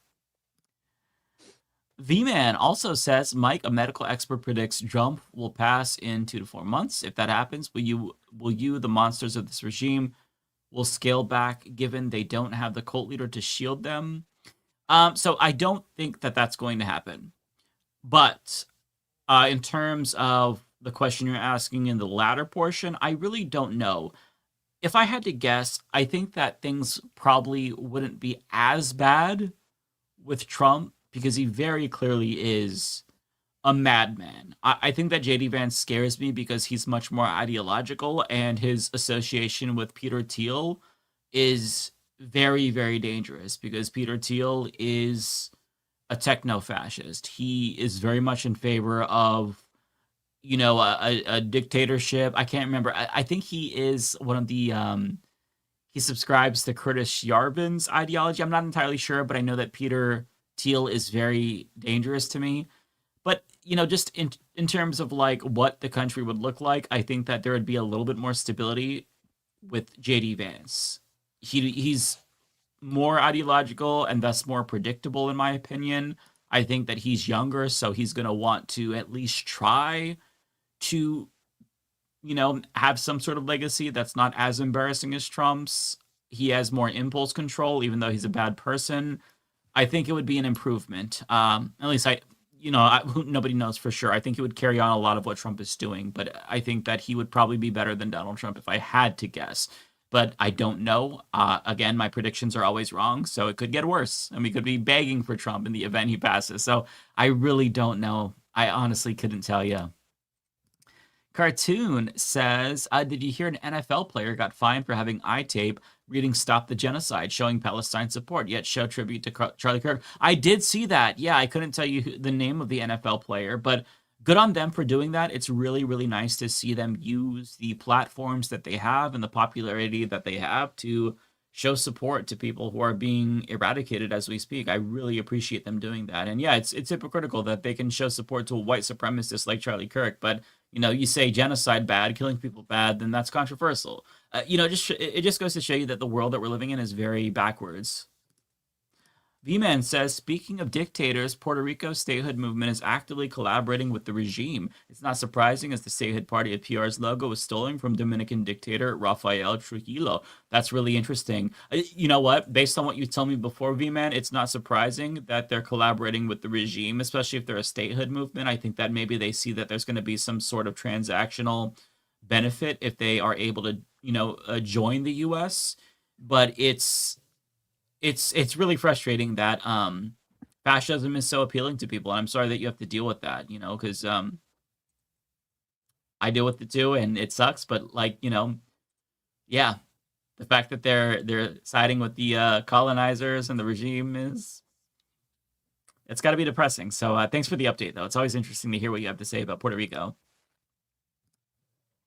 T-Boy says, at this point, I'm beyond sick of Adolf Orange's antics. The more he speaks, the more I question the sanity of my country as a whole, and screw Kristi Noem, by the way. I feel that in my veins, T-Boy, 100%. I actually feel like I'm going fucking crazy sometimes just listening to him speak and then seeing the way that everybody kisses his ass. And yeah, all of the drones, the Kristi Noems, the Stephen Millers of the world, it's so unbearable. So I feel you 100%. Do your best to stay sane. Try to check out from time to time and not follow it too closely, because it really will drive you nuts. Otaku says, I heard ICE replaced the more moderate INS. Oh, okay. Did not know that.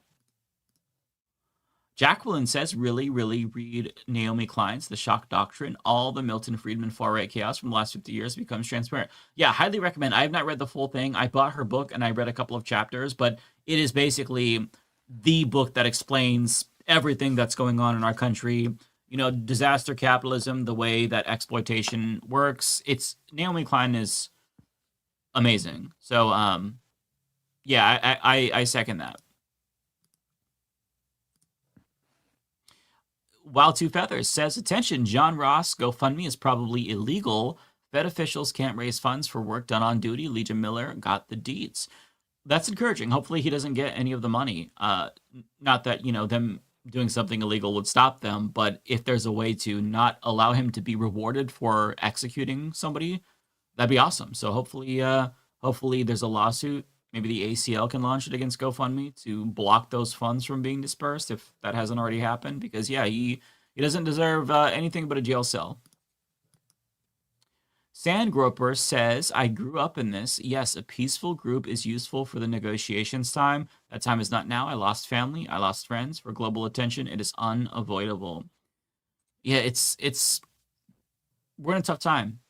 Yeah, and I think a lot of people are kind of coming to that same realization as you are, where the typical things you do, calling your congressman, protesting, voting, it just doesn't work. So yeah, a lot of people are saying that. ABS says, hey, Mike, have you ever played Class of 09? I have not played that. I've never heard of it, actually. Yeah, maybe I'll look into that.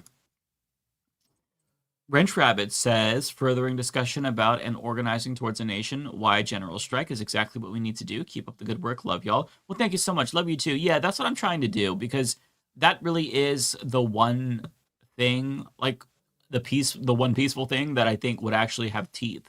So my goal is to push for that as much as I can, but it really needs to be like an all hands on board thing. We need union to get behind it, because if you have no organizational muscle, some dickhead on YouTube isn't going to pull it off. So I hope that this is something that really percolates in the discourse, because that's what we need. Dirty Pirate says, pretty sure the Venn diagram of churches that are run by ICE thugs and the churches that told Nellie Monroe they won't feed a starving baby is a perfect circle. 1,000%. That's a great point, Dirty Pirate. 1,000%. Looney Tunes says, please read this in Trump's voice. Woke news journalist. Never went to school to be a real news journalist. No wonder he hates Fox News. Cancel. That's the best I could do, Looney. I'm sorry. I gotta drink water after that.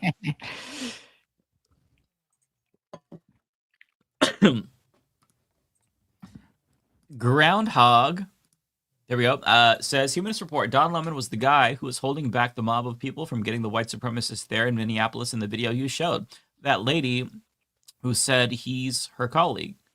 Oh, okay. I didn't know that. Thank you for sharing that information. Ben Riley says, IRCC Protestant Reformation led to the notion that wealth equals righteousness as opposed to minimalism and humility, but fact check me on that. I believe you. I believe you. Vike says, I wonder how people deal with MAGA when you live in a MAGA area in a swing state. Maybe not MAGA direct, the cultists, but the people who lean right. It's hard to say. The real Kool-Aid drinkers are going to reveal themselves as MAGA in some way. Maybe they'll talk about it or wear a shirt or a hat. But if they're not, then, you just go about your daily life, but you don't make friends with them. You don't connect with them if you know they're MAGA. That's the best you can do. Ben Riley says, tell me why I need an app to know the prices at Speedway. Surveillance, capitalism, and enshittification is real. Enshittification of everything is real, and it is so depressing. I feel you, Ben. Ben also says capitalism failed. We need lower casteism instead. Indeed, something like that. And Smasher Jack says, the Nobel Committee controlled Trump by awarding Obama a second Nobel Peace Prize, but if they were serious, the award should have gone to Greta Thunberg. Absolutely agree with that. Omega says, nah, for them, their nurses should turn into ratched wait staff, should be like the people in waiting and service workers, be the people from Pop Copy. Ben Riley says, Trump thinks they're paid agitators is because he paid the agitators $50 a pop in 2015 when he announced running. Remember? I think he did a video on it. That was one of my first videos I did. Yeah, for sure. I've only heard Mike and Mary J. Blige use the word percolate.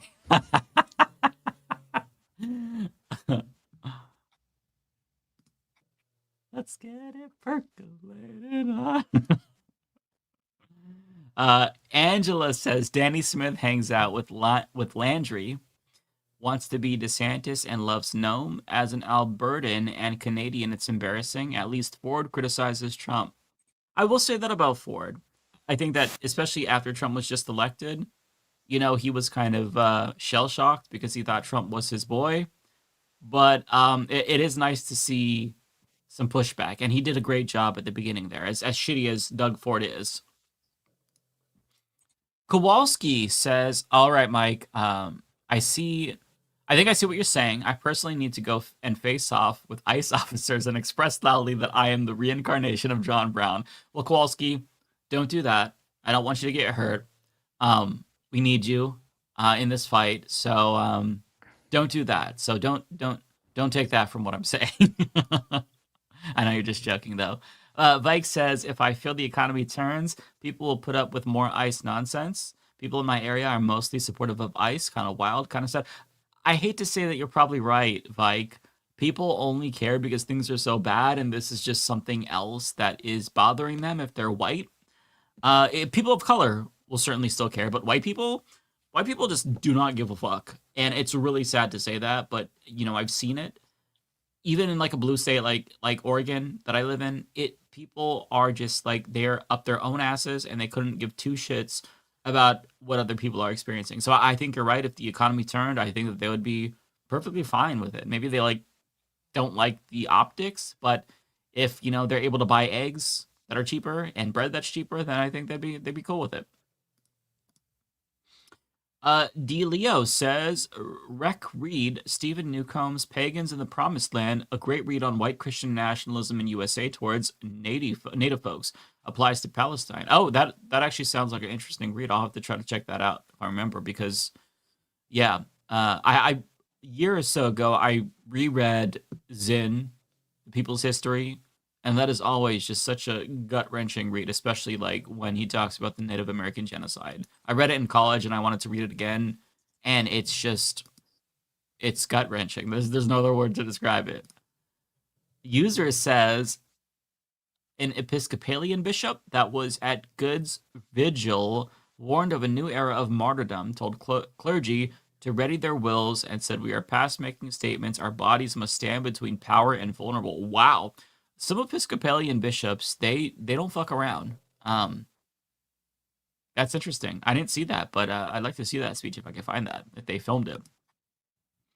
Lepa says, what are the chances we get lefty policy without woke scolds? The woke scolds hold us back. I don't know. I don't know what you mean by woke scolds, because I feel like that term is really overused. Because like if you call out somebody's transphobia, is that woke scolding? I think that there's like a line, and whether or not somebody crosses that is debatable. But personally, I don't give a shit if somebody is woke scolding. If they give me Medicare for all, I'll take the woke scolding. I really don't care. And personally, I actually want to see somebody be like the wokest they could possibly be. So woke that maybe they rip a hole in the space-time continuum, because I want the next like leader on the left to trigger the shit out of MAGA with all the bullshit they're putting us through. Like, we need the wokest person imaginable with the bluest hair and the biggest septum ring. Like, I want them tattooed from head to toe. I want them to be an immigrant. I want them to be trans. I want them to be from fucking outer space. So like, I want the wokeness, like, because if you don't like wokeness, that's very clearly preferable to the culture of fascism, right? So I couldn't answer your question about the policy without the woke scolds, but I guess I just don't know what you mean by woke scolds, because I think that's really, really overblown.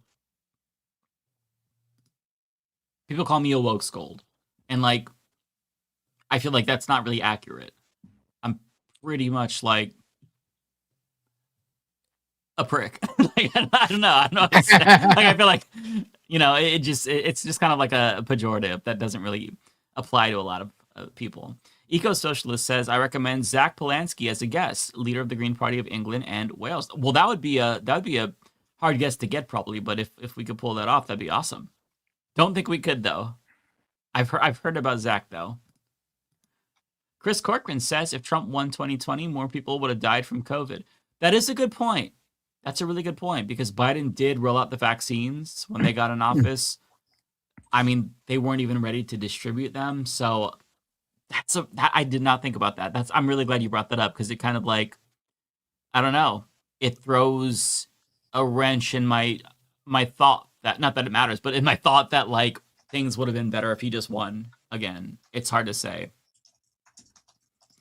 The Bay Photo says Legion Miller is in Minneapolis. She'd be a good guest. Oh, okay. I didn't know that. I would love to talk to her. I love her content. I think she's brilliant. Emily says, love you, Mike and Bitter. Well, thank you so much. That's so kind. You guys are all so sweet.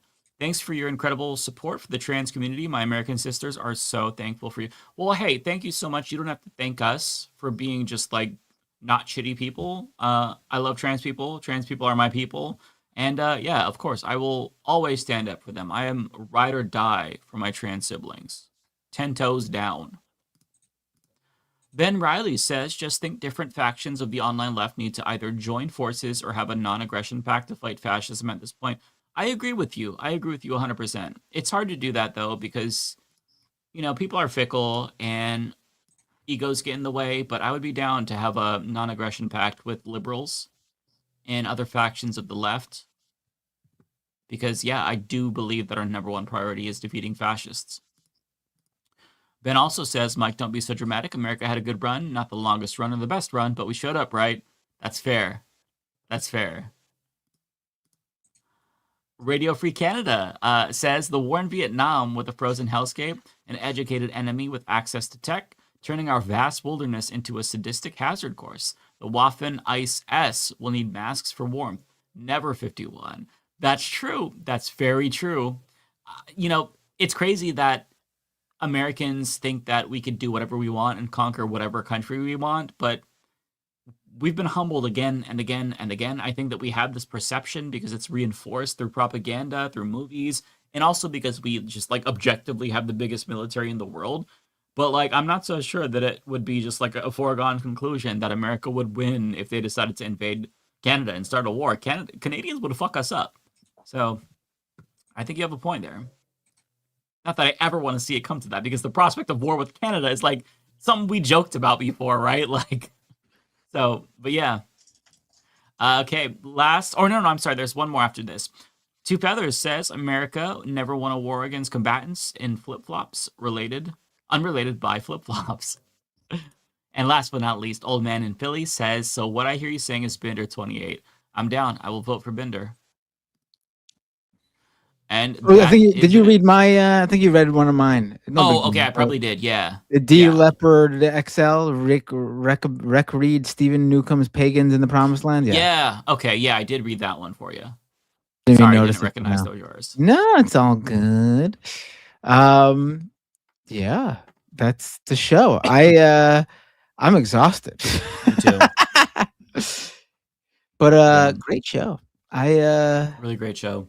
How did you how you feeling? We're now three episodes into the year. It feels like this month has been at least 6 months, I've got to say. And Januaries are always long, but this one has been particularly long. So yeah. Yes. Glad to be back, but it's been exhausting. All right, folks. We will see you. When will we see you? Next week. Thursday. Yeah. All right. Who should we rate on Twitch? Let's raid Riverboat Jack. They wanted us to raid her a couple of shows ago, and we never got the chance to. Oh yeah, let's do that. Queuing that up now.